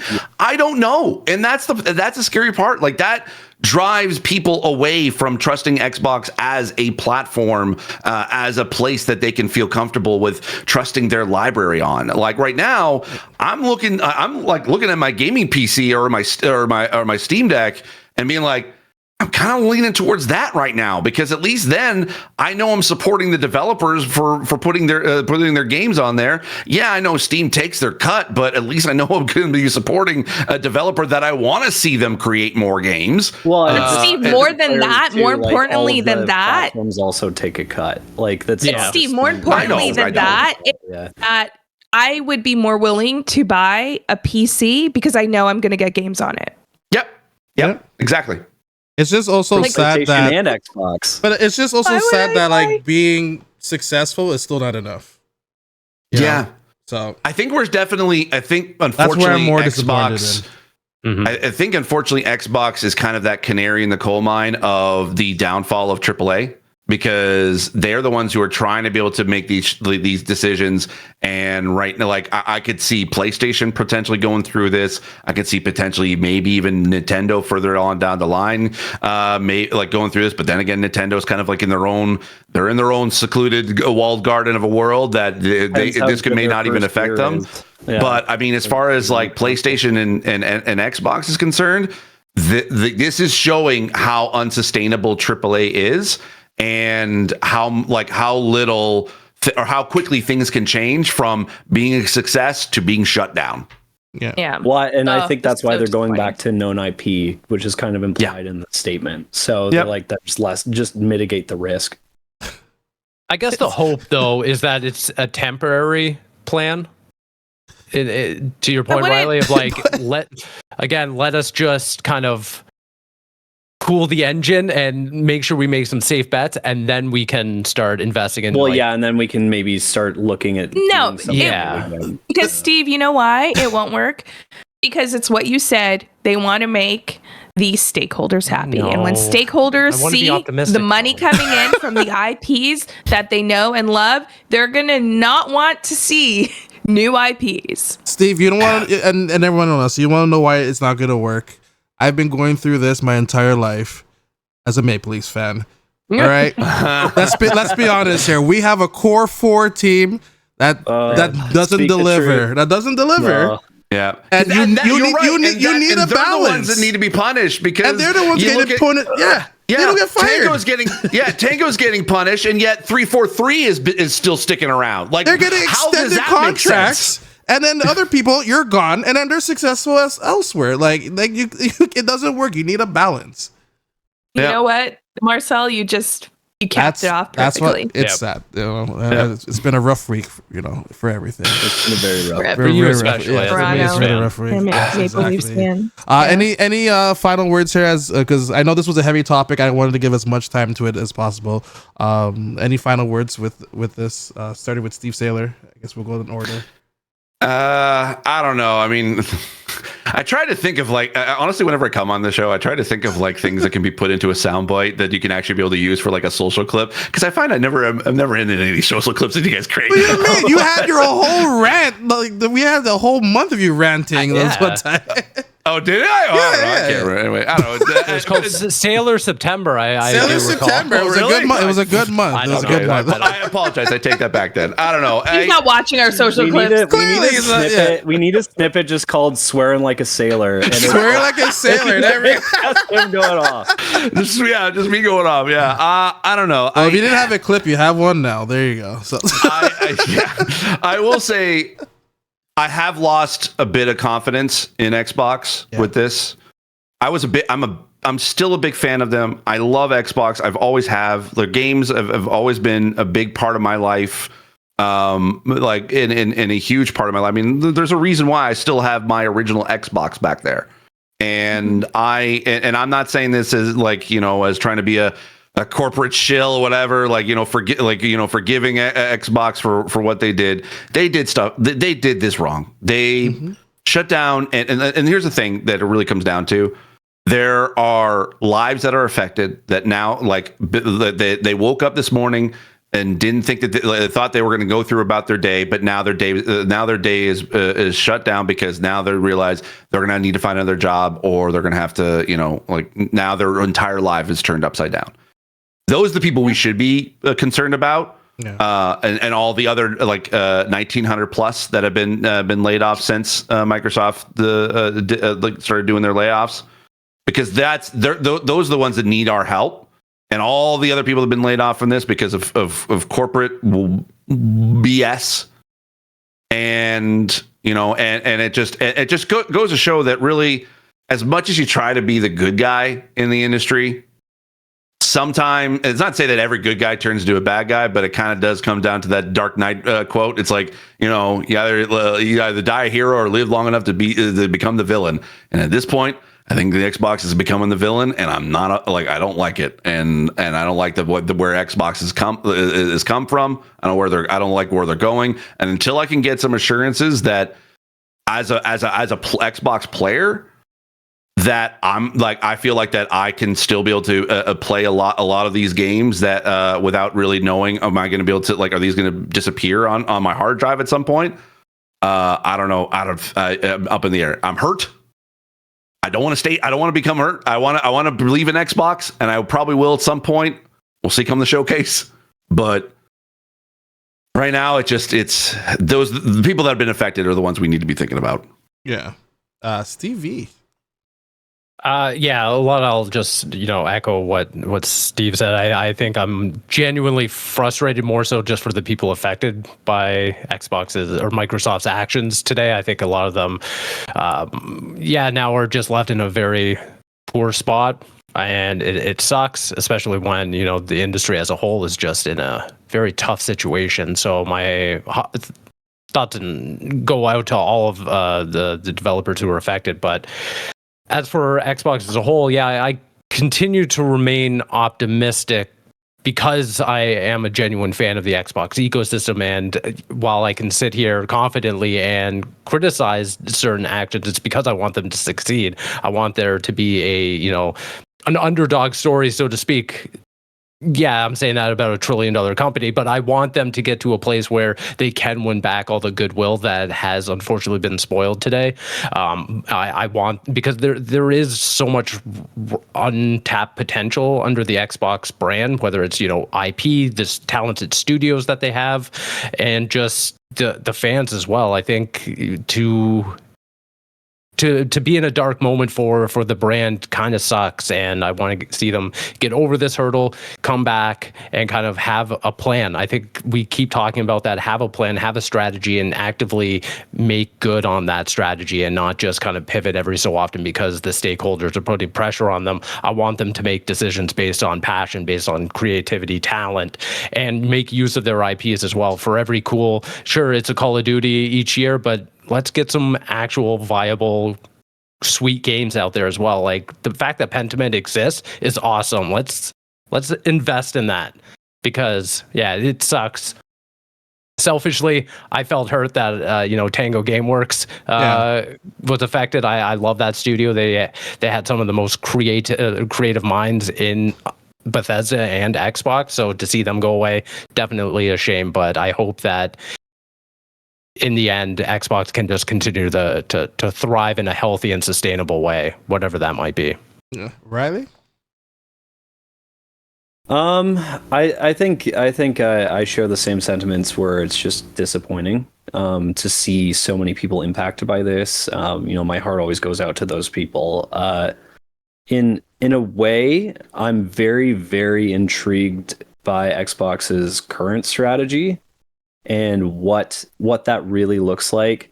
Maybe not this year, maybe not even next year, but in the next 5 years, what does Xbox look like, and what are they actually doing? Like, that to me is going to be very, very interesting. So I definitely have faith in Xbox. I think that there's some really smart people over there.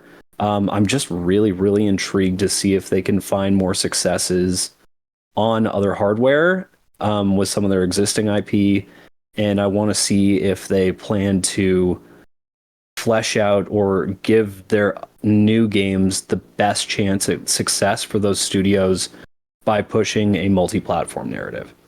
Yeah. I'm really, really intrigued to see how it goes. So I'm intrigued and disappointed at the same time. All right, Camille. Final thought. Yeah, like it's just disappointing. I think like just even talking about it, it's like upsetting that something like this has happened because it's completely mismanaged. And how far back that goes, like I don't know. Like I don't know if it's from Phil coming in and seeing like, oh crap, like things are happening, let's clear it up, and it's just kind of too late, or it's just like it's like, is this another case and we're just not seeing the full side of it of the stakeholders and the executives that are above Xbox having too much of a hand or not realizing the full extent of a decision like this within the industry. I am also curious, like I want to see what that plan is for Xbox, and I want to see it soon. Like I want to have a clear understanding of what this means for Xbox in the next within the next 5 years, like of what this means. Like what does the next 5 years of Xbox look like?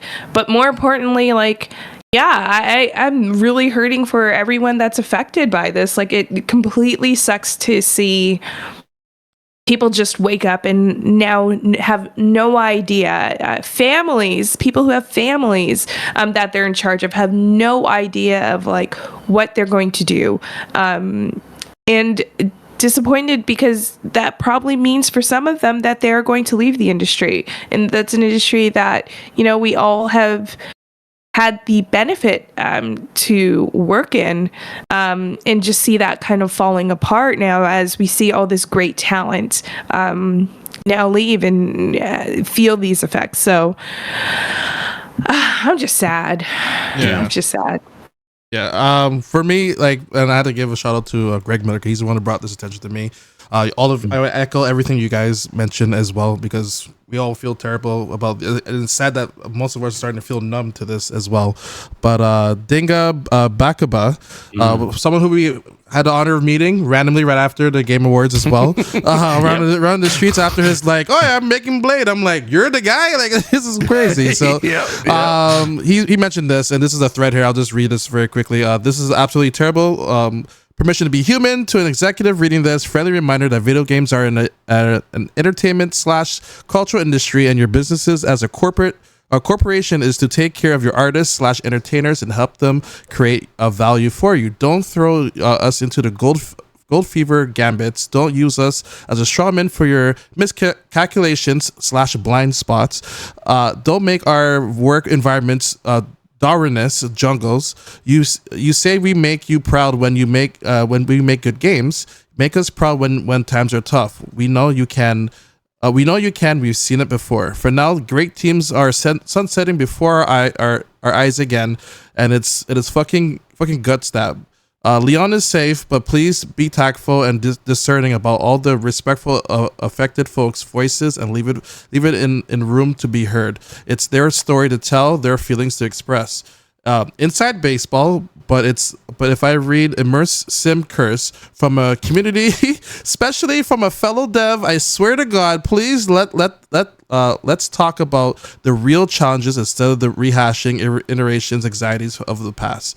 Even more inside baseball, but with every very wide range, as a wise and sorely miss man said, please stop. So I just figured that meant Greg mentioned that on Kind of Funny. I was like, oh, this pretty much sums up everything, how everyone's feeling as well. So with that being said, hopefully everyone can land on their feet hopefully soon, and hopefully this also comes to an end as well. So with that being said, Riley, what's going on with Nintendo? Well, I don't know if you saw, but they tweeted out from their PR account, not their official I may have dabbled. They have a Nintendo Direct coming up in June, first and foremost. That'll be focused on the latter half of 2024 and Switch-specific releases. And then this fiscal, which ends March 31st, 2025, within that range, they're going to announce their new console, or they're going to show it. So basically, they're saying we have a showcase. Shut up, systems coming up. Pretty much, it's pretty much all that they spilled on. So it sounds like the Nintendo Switch successor is coming relatively soon if they're showing it this year. Yeah, because they said this physical year.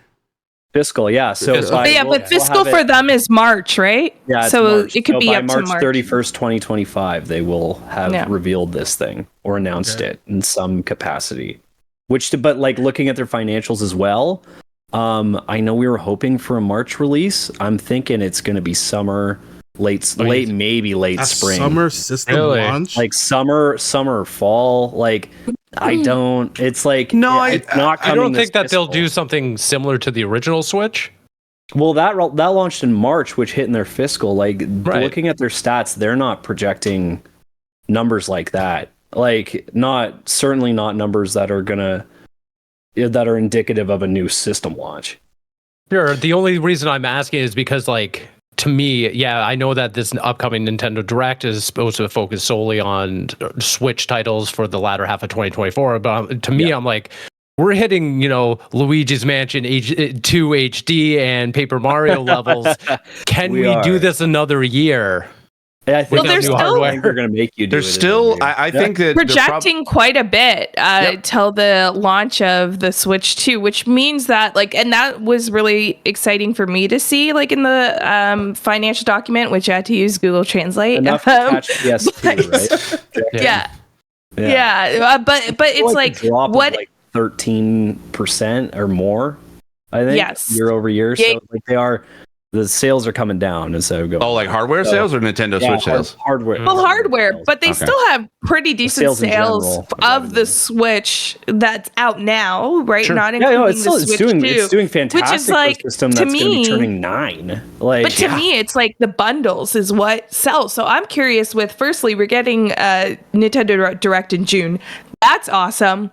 What is that game that's going to be bundled that's going to help them reach those projections? Oh, Prime Remastered. It's Prime. It's Prime 4. It's Prime 4, yeah. I could see that. It's got to be Prime 4. Like that's gonna be their big holiday anchor. Japan doesn't care about Metroid, and there's no way Metroid is going to be the holiday season. We love Metroid. I don't think it'll be like a bundle thing. I think it will just be that's their fall release. I totally agree. It's their big holiday. That is a huge shock because Metroid. Really? They're not. I know we love Metroid, but then there's been many signs that Japan it doesn't sell great in Japan. There's been many signs of it. It doesn't really sell Nintendo's a global market fantastically anywhere. But it sells great here because especially it sells fine. It sells fine. Yeah, we're talking like. If you're comparing that to like a Mario Kart, it's like there's no. Mario Kart is still in the top 10 now. Or a Mario, or I love this. Even, I love this because I sell nearly enough. I just did a search for it. Unfortunately, Marcel, you have to take it back because it became Metroid Dread became the fastest selling Metroid game in Japan, the UK, and the US. Now look how long one game. Remastered, but Dread is still and actually I could probably I don't even know what Metroid Prime Remaster would be. Did they sell 3 million too or something? It didn't sell a ton. They sold 3 million of Metroid Dread. Yeah. Okay.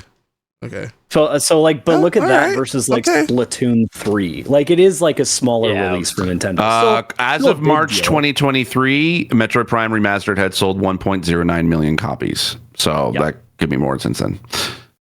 Do we this is going to be crazy talk, but do we see them reveal a new Mario Kart and then just port it over to the new Switch? If they reveal Mario Kart, do we see a Mario Kart this year? No, they did it with the Wii U. Yeah, Mario Kart 8 Deluxe. It was out for like 5 years or so. I will say no. I think Mario Kart has to debut with the new Switch. I agree. I agree. Yeah, and that'll be a first year launch game. That's I don't a know, I launch think- title. That's a launch. I If feel not, like then we- Metroid's not selling anything. I'm letting you know right now. Here's the thing that we keep forgetting. We're looking at like the Switch 2 is kind of like that's a new refresh for Nintendo. They will still be selling regular Switch consoles for a long period of time. So they guaranteed they will have a Mario Kart that will not only be playable on old Switch but on whatever the Switch successor is going to be called Switch 2. I hear you on that. I feel like they won't. I feel like they're. You really think it's going to be exclusive to only Switch 2? I think probably. I think It would be fiscally irresponsible of them to do that. I don't think it would be. They've done that. They've had games come out. They've had games come out for the Wii U while the Switch was still out, right? Like that is classic Nintendo move. Like, and to Steve's point, I think what you were about to say or what you were saying through that is like they need to have people trickle into the Switch 2, right? So I think, I was trying to play devil's advocate, but what I was trying to get to, it's like, what are those later releases that are going to kind of make like waves for this, like a good hurrah for and goodbye for the Switch for now. Prime 4 then. I think Prime 4. But is that enough? Like that's very all we got. No, they have a couple others. But I think that's like what else do we see there? What else do we see? Because Prime is very specific to an audience there. Not everyone. To your point, I think there there are going to be games that not only come out to kind of be that last hurrah for the original Switch, but there's also going to be those transition games. Yeah. When you look at something like Mario Kart, the gap of success, like you have a Mario Odyssey, you have a Breath of the Wild, and then all the way up here, you have Mario Kart. You, as Nintendo, you want to have that as like your console seller. Yeah. You need to have that on the first year to ensure everything. I'm willing to bet that's like the game that everyone goes and says, I need that in my living room. I'm going out and buying a Switch 2. It's right. I'm going to wait for a Switch 2. But that's the thing, is that that is not part of Nintendo's playbook. Their playbook has always been to transition people into the Switch 2, not basically abrupt stop of Switch moving into Switch 2. The fact, like, because we gotta remember, Breath of the Wild came out on the Wii U as much as it came out on the Switch. So I think that we are going to definitely see that. I think probably maybe Mario Kart will be announced as a launch title for Switch 2, 100%. I'd be willing to bet they probably might announce it for maybe this year. I mean, I wouldn't put it past them. The reason I think. Yeah, go ahead. I was just gonna say the reason why I don't think they will have a transitional game like such Mario Kart is I think with I'm looking back on their past as well. They went from GameCube to Wii, and they were unsure about how the Wii is gonna be. So they had a Zelda that kind of transitional that. In fact, they always use Zelda. In fact, now that I think about it, and it's usually a Zelda. It's usually a Zelda game, and there's no Zelda game coming out right now. And a Mario Kart is a perfect game to launch you over. And I don't think that whatever the successor is, I don't think it's gonna be that different from what the current Switch is. So if they know that this formula works, they're like, okay, let's get people, let's shift them Here's over the thing, as well. but I think that they would probably be very reluctant to try to transition people over the Switch 2 because they've never had a console successor after one that sold well. GameCube, or at least that didn't change the entire play style of Nintendo. I mean, we've never had a sequel to a. I think we're due for it though. Like we've seen, we're due for it. Game Boy Color, like those cartridges, Game Boy Color cartridges didn't work on Game Boy. DS to 3DS, like we've seen them do that sort of thing. I think the reason why you like hard into the next, like I think the reason why you saw that because it's back compat. Massage transitionary period is because the Wii U was so lackluster that they had all this whole catalog of software that did not perform well. Nintendo would be irresponsible to not bring them over and have that transitionary period. But I think here's Smash, here's Mario Kart, here's Captain Toad, right? But that's everything. But that transitional period between even the Wii U to the Switch, they were reluctant to basically to move everything over. And I think that this here's the thing: we're going into territory that Nintendo hasn't been before. They're creating a successor to the Switch that like a very successful Switch that they're hoping to be able to at least all intents and purposes looks like it's going to just be an iterative improvement than necessarily a complete overhaul, which they have done in the past. So this is brand new territory for them. So I think that there's still that old school Nintendo aspect of like, you know what? Hey, we got 100 and some odd 130 million switches out there. There's no guarantee we're going to be able to get all 130 people or million people to be able to buy a brand new Switch. So we're going to keep that transition going. They did that for the DS, for the 3DS, for the game, all of these, like from the Wii, the Wii U. Everything has always had a transitional period. And I would be willing to bet we're probably going to see some multi-generational games that are big games from Nintendo, like a Mario Kart, like a Mario, like maybe another Zelda or a Metroid. I think we're going to see that for the next 2 years until they can be able to significantly say, okay, yeah, you know what? We're going to stop developing games for the Switch and focus fully on Switch 2. Well, I think absolutely as well. I think especially because they're pushing, we just got, it feels like just yesterday or end of last year, we got the red version of the Switch, right? So it's there were still bundles. There's still that were new coming out. I don't see them because they are dedicated to families and marketing to families. It doesn't make sense if I'm a parent. Why would I have bought the red if I know a new Switch is coming around the corner? We're going to see the launch title also be available on the Switch that we know and have had. But what I'm curious is, you still want that launch title to be the big hit. And that's why I don't think it will be. I don't think Mario Kart is going to be coming out this year. I think they're keeping, if they wanted Mario Kart to be on the Switch as it is now, they would have released it 3 years ago. I think at this time, they're hey, we probably have it already, but we're just getting this ready for the Switch 2, and it will still come out on the regular Switch. I think that's definitely. But Marcel, you mentioned something, a Zelda game. Do we see a Zelda game? I'm sorry, I pressed the wrong button, guys. And I'm not saying absolutely new, but do we potentially see a remake of an old game? If it's not Ocarina of Time, keep it. Oh, that would go so hard, though. That would hit so hard, right?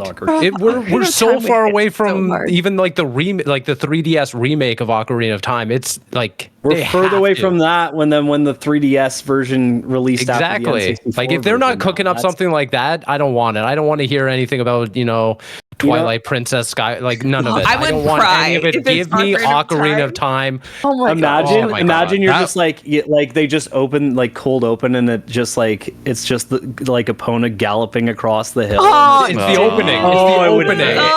No, you know what? Hold on. Hold on a minute. It wouldn't even have to be that. You remember that tease we got about the next Zelda game, and it was just Link and Ganondorf. He throws a shield down.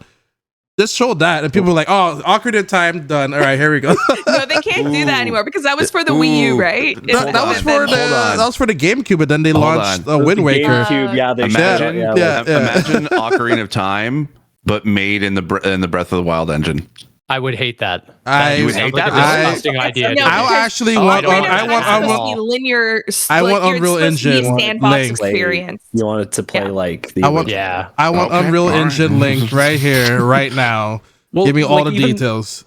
Even that UE5 mod that someone has made and everything. You see the videos of that, and you're like, that could be real. That could be me playing that. That's all I want. Yeah, I really don't need that version of Hyrule to be the sprawling environment where. I'm not talking like a sprawling Breath of the Wild type game for Ocarina of Time. I'm just talking the same game, but in using that engine.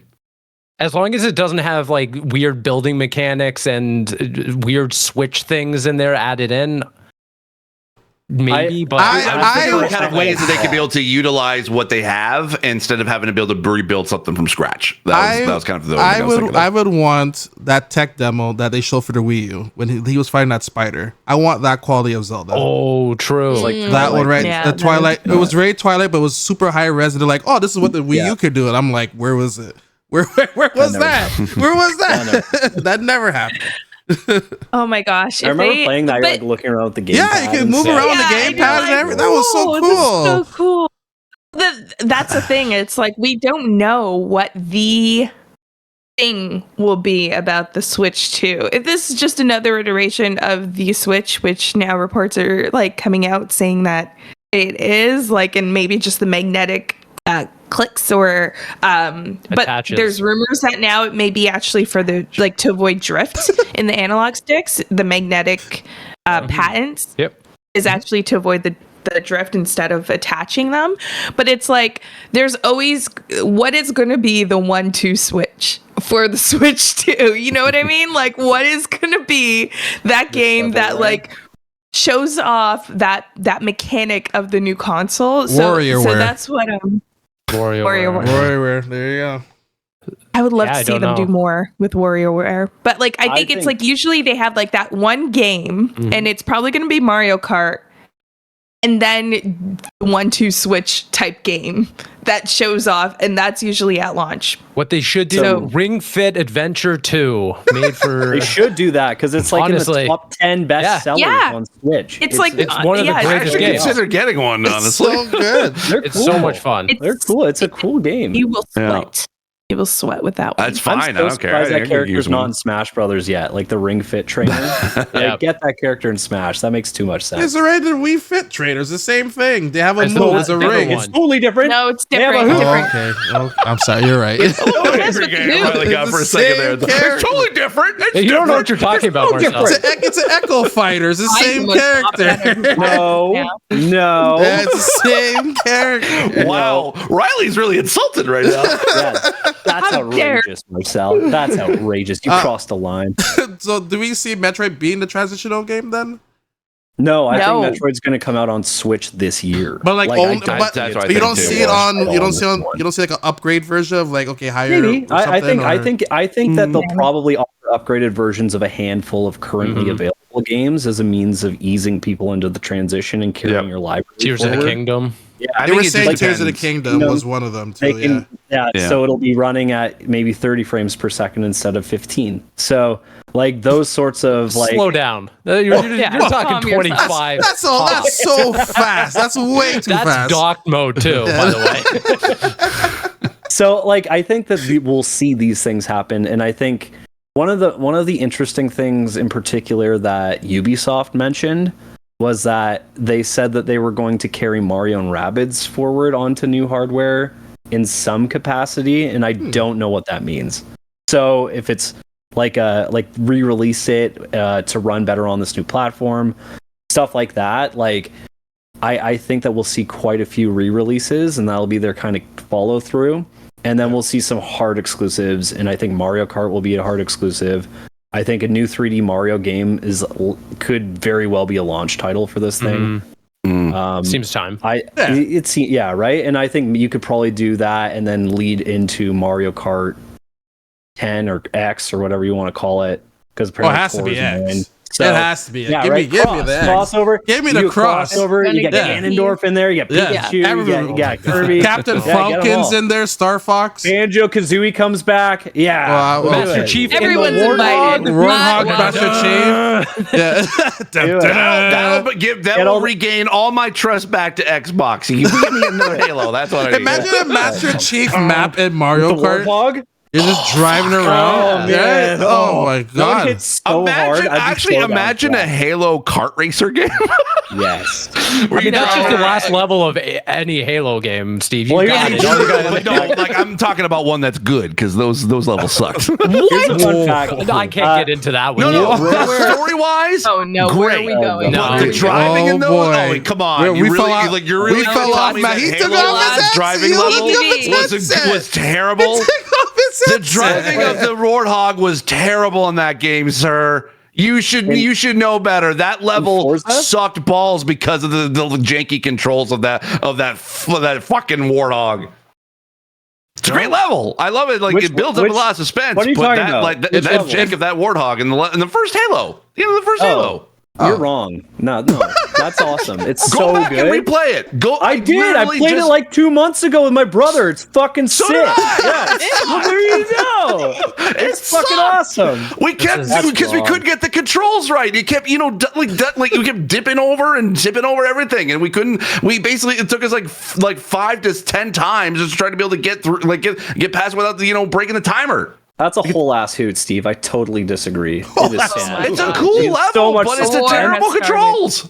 No, it's perfect the way it is, especially when you got your good buddy in the turret in the back. Really? Just with the minigun? Oh my goodness. The music? It says someone who's never had to drive the Warthog in those situations. Okay, guys, I did want to flag one thing, is that we almost did get an Xbox kart racer from Rare. That is true. It was called the Fast and the Furious, or the Furious, and it had Banjo, and it had Joanna Dark, and it had the Battletoads, and so on and so on and so on. So it could have been pretty cool. Mario Kart X could be it. You know, just gotta so Steve, you get all the Diddy Kong Racing guys in there, which Steve, are Microsoft. You gave me an idea just now, especially with the Warhawk. You're saying someone's shooting at that double dash. That's what I'm saying. You get Arbiter in the back. Arbiter in the back? Turret or whatever. You know, it's like just chucking shells at you. Like, so so Master Chief, obviously, who would be his duo Arbiter. partner? But what about Cortana? Cortana isn't a driver. Well, I mean, it's a Nintendo game. I think I had to put Cortana in there because they're kind of like the partners, 1-2, Right? I would love Arbiter though, because that is the end of Halo. Exactly. The two of them on the Warthog. That's iconic. But Cortana is also involved. I don't know. I could go on. But Lock. Yes, I think Mario Kart. I would do Mario Kart holiday title, because I can't think of a better anchor for your platform than that. Oh, 100%. Like if that's coming out at Christmas, boom. Mom, Dad, I need that. Like, I need that. So it's. You want to put it as a launch title? No, I don't think so. First year. That's what they did with 8 Deluxe. They got it out in the first 3 months, I think, and then it was.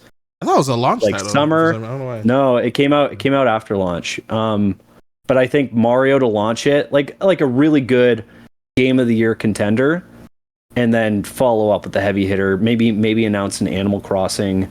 Maybe set the scene for a new Smash Brothers. Like, get those evergreen titles going, because I think it depends. Yeah, as soon as possible, because those. I think Mario Kart coming out like holiday makes perfect sense. Like, that's the game you want. Like, fall holiday. You could sell bundles. You could anchor everything to that game. Yeah, easy. Yeah.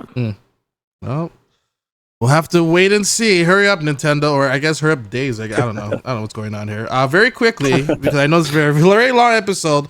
We had to talk about the HellDivers like whirlwind that happened here. Steve V, you're a huge fan of HellDivers. What happened here? Well, yeah, I guess just because of the server issues that happened at the start of the launch on PC, Arrowhead Game Studio wasn't able to implement their succinct networking between Steam and the PlayStation Network. So once all that was ironed out, they kind of just came forward with their audience, and they're like, "Hey, guess what? You're all going to have to connect your account with PlayStation Network."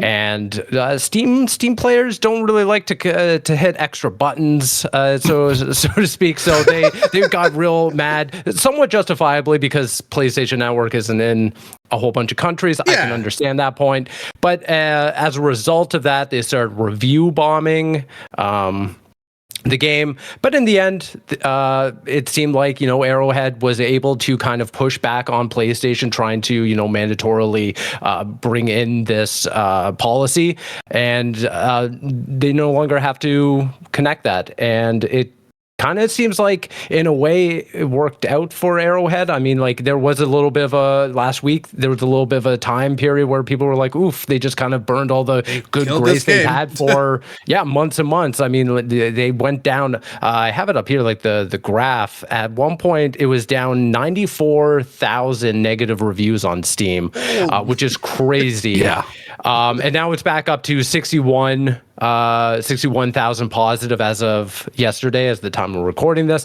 But yeah, it's just kind of, I guess in the end, much to do about nothing. I'm glad PlayStation was able to come to reason and just say, hey, listen, for the longevity and viability of this game within Steam, let's actively listen to the player base here, because had they moved forward with this and burned all the good graces of Steam players, guess what happens this month with Ghost of Tsushima launching on Steam?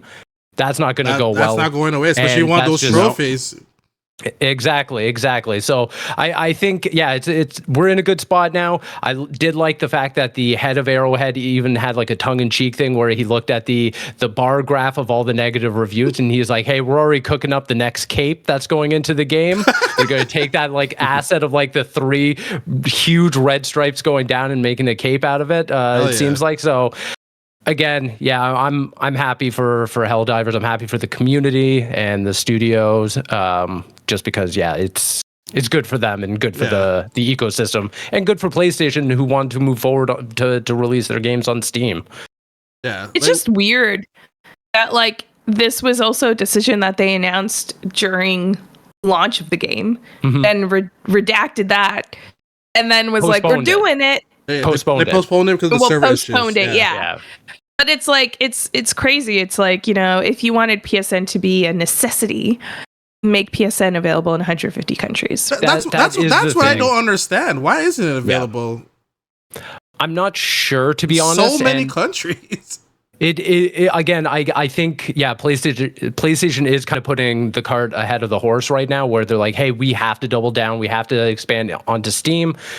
But unfortunately, they're just not in a position to go all in, and that's kind of what we're seeing right now, where, yeah, it's just the unfortunate nature that they're just not well prepped for this. I think it's part of like it's this like the system that they have set up for stuff like cross progression and cross play. It's, you know, it to them it makes sense to, okay, if you have a PSN account, you can be able to link a lot of that stuff better.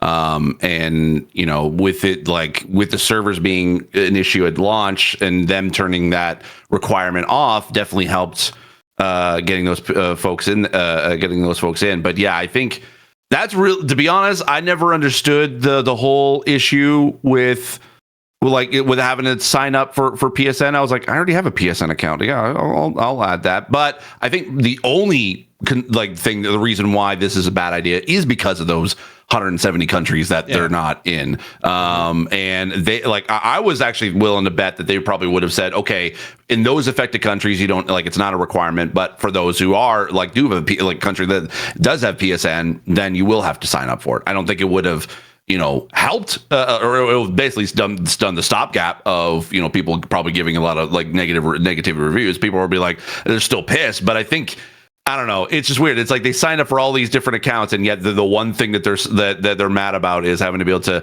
add in a PSN account that they probably already have anyway. So the thing is, the only thing that I thought of at first, it was because okay, maybe internet's not available, but I'm like, yo, you're playing HellDivers. Then you should have a good system that PSN would be available. But apparently, and I don't know how true this is from the interwebs, so bear with me. Some people are saying it is because of the restrictions with internet, specifically in China. Why it's not available in China. PSN is very restricted and blocked. So I'm curious, just how many users and from what parts of the country were they trying to access it and be unavailable? Because that's just interesting to see. I think with China, a lot of systems are not available in China. To be honest, so I'm just thinking about the other. I'm just thinking about the other. This is the only way WoW can operate in there. Yeah, right? Nintendo, Xbox, I don't think they're in there either. So then isn't that what about I'm just thinking about the other countries. What's the reason they're not having it there? Probably legal reasons. It probably is for regulatory reasons. Okay. It's probably outside, it's an outside company, that's trying to be able to come into their country. It's probably similar to China in that regard. I mean, if you look at some of the countries, I mean, they're definitely, I'm like, oh yeah, no, I could definitely see why they were not. Sony's not allowed in there. But it's just, I think, I'd be curious to see actually how many of the player base were actually would have been that this would have affected. I'm willing to bet it's definitely not that's definitely not a zero, but it probably was still quite a few. I don't know. I just thought this whole situation was so ridiculous. It just and the review and the thing is what kind of pisses me off the most is that this is exactly what those stupid Gamergate bros will take this as a win. And we fought against the man and we won. We got our way. Now, granted, I am glad to see a lot of people changed their reviews on Steam to positive. Like actually this month so far actually is the highest grossing, like highest amount of positive reviews as compared even to when they launched. Obviously, you know, the negative reviews definitely still tank it, but right now at least the game is still listed as mixed, but also like relatively positive on Steam. So it's not no overwhelmingly negative anymore. But I don't know. It just it sets a bad precedent.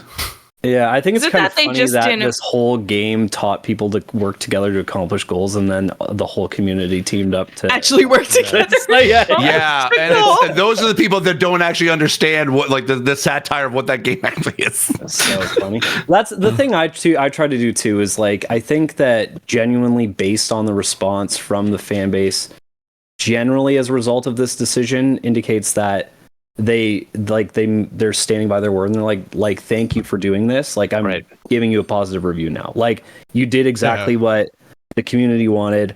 Of course there are outliers that are going to be toxic, but I think generally speaking, PlayStation pivoting that fast and, you know, people kind of taking it in stride afterwards and being like, thank you for listening to me, I think really, really goes to show that, like, while we may have seen some vocal toxicity directed at people who work there and stuff, which is obviously awful, the general sentiment was that consumers were like, I'm not happy with this choice, and I don't like that you're making me do it. So I hope you reconsider, and I'll reconsider my review. Yeah. And it seems to be that's what's happening. So kudos to the PlayStation team for looking at that and being like, okay, like, if that's actually what you guys want, then that's what we're going to do. And I think too that the philosophy of lead them there, don't force them there, is always much better received. Like, hey, link your PlayStation account, get Hellgast armor, or, you know, absolutely, reward them for doing that. You know, and that's and that's smart. I think that's probably the strategy they'll utilize in the future. And, you know, I think that it's good that we have an ecosystem that can sustain its own on Steam, and that the users in other countries who didn't have PSN access can now continue playing the game. Like, and I think that I think it's more money, right? Like, they were looking for more money. They wanted more people to sign up for a PSN. Yeah, right? They want to boost their numbers too, right? They wanted to go into their fiscal, and they wanted to be like, look at our user base. It grew by 100%. Exactly. It's like, but that's the thing. But, like, is this going to be like the last we hear it? Like, where they're like, okay, we have this game that has been super successful. How do we get more money from the game's users, right? Like, so I do see that this is not necessarily the end, probably the end of this particular decision, but not the end of how to pull more money from HellDivers in the community. I do think it was just like a money grab. Like, how can you launch a game and be like, yeah, just play it. You don't need a subscription service to play it, and then be like, bam. No. So, like, you didn't need PS Plus. You didn't need PS Plus to play this. No. Oh, you just need to make an account, to have a PlayStation account. Oh, just to link it. I see. Otherwise, I would have been like, oh, I probably would have posted a negative review. Me too. That's much different. At the end of the day, essentially, what PlayStation really wanted was to consolidate your personal information and credit card. That's all it was. So that if you were making purchases, it was just linked to your PlayStation network. That's all it was. It wasn't. And also, like, look at how many active PlayStation users are on there too. I see what you're saying, Riley. Now exactly. I see. Yeah, it's just but it is a pretty big deal. So. Pretty big deal though for people to like link. Like, I was actually getting so upset with this because I was renewing, like, getting Adobe stock, and like I was like, why am I getting this free trial and have to put my credit card, because I'm gonna forget that my credit card is on. Right. So it's like, the whole Amazon thing. You sign up for Prime for free, and then you forget you had Prime. If for I was 6 months. diehard HellDivers, and like in that community, I probably would have left like a, hey man, this is stupid. Please reconsider. Yeah. Well, with that being said, this has been a very long episode, but a very important one as well. Steve Sailor, what's going on for you this week? I don't even know anymore. I've just follow me on socials, and there'll be stuff. I've got reviews. I've just put up a review of Another Crab's Treasure. Such a good game. Love that game. I like it actually. I think it got I gave it a 3.5 out of 5 for accessibility. And it actually helped me to decide that, hey, Souls games are not for me. And that's a good thing, because, it's finally we have an accessible game, Souls-like game that I was able to actually play and get and understand why people like it. But now, like, I can make that decision on my own without having my disability or the game try to make that decision for me. I can make that decision and be like, okay, yeah, now that I've played an accessible Souls-like game, it's not for me, and that's fine. But it's 3.5 out of 5 for accessibility overall. So go check that out. It's on my YouTube channel at Steve Saylor. Cool. Steve V. Oh boy. Yeah, I don't know. I'm just wrapping up on some couple projects. I'll be away from the podcast for the next 2 weeks. I got a bunch of traveling to do, so I won't be here. So I'm just kind of trying to get a whole bunch of stuff out of the way so I can concentrate on that. But yeah, you just keep up with me online everywhere at Asvigvari. Yeah, Riley. I'm just kind of am I okay? Yeah. No, I'm just trying to gear up for what's going to be a very busy June, to be honest. So whether it's Summer Game Fest or the Xbox Showcase or the Ubisoft Forward event, gearing up for that and kind of enjoying the calm before the storm, which is nice. Like we have a little, like a week or two, and then we'll get right into the game reveals. So, and my passport will be here by then. So that's a big win. Let's go. Hell yeah. Woo! Just in time for Summer Game Fest. Huh? That's just in time. Yeah, that's maybe. interesting. Yeah, that's a little interesting. Interesting. A little interesting. We'll talk about it. Yeah. Camille? Just gearing up for June E3 non E3. I'm still gonna call it that every year. E3 non E3. E3 will never die. But yeah, so just doing that. And then honestly, it doesn't matter when I'm doing it. What matters is you reaching out to any developers that you see, sharing posts for jobs that that may be up, sharing their talent as well on your socials. So please do that instead of following me. Instead of following me, that's what you said, right? Yeah. Okay, okay, don't follow Camille, everyone. There you go. Don't do it. Don't do it. Don't do it. For me, I'm still doing my month of St. Jude. If you want to come by, donate, maybe do silly things, you're more than welcome to. Follow me on my socials for that. But yeah, definitely reach out to all developers who are affected, or any developers who have been affected throughout this whole last year now of year and a half. Year and a half. Oh my god, this is ridiculous. But yeah, basically I'm trying to clear up my backlog before Hellblade 2 comes on. Hopefully, with all this Xbox news, this doesn't hurt the launch of Hellblade, which is 2 weeks away, which a lot of people don't know. It's coming out very soon. So with that being said, I will see you all next week. Have a good one, everyone.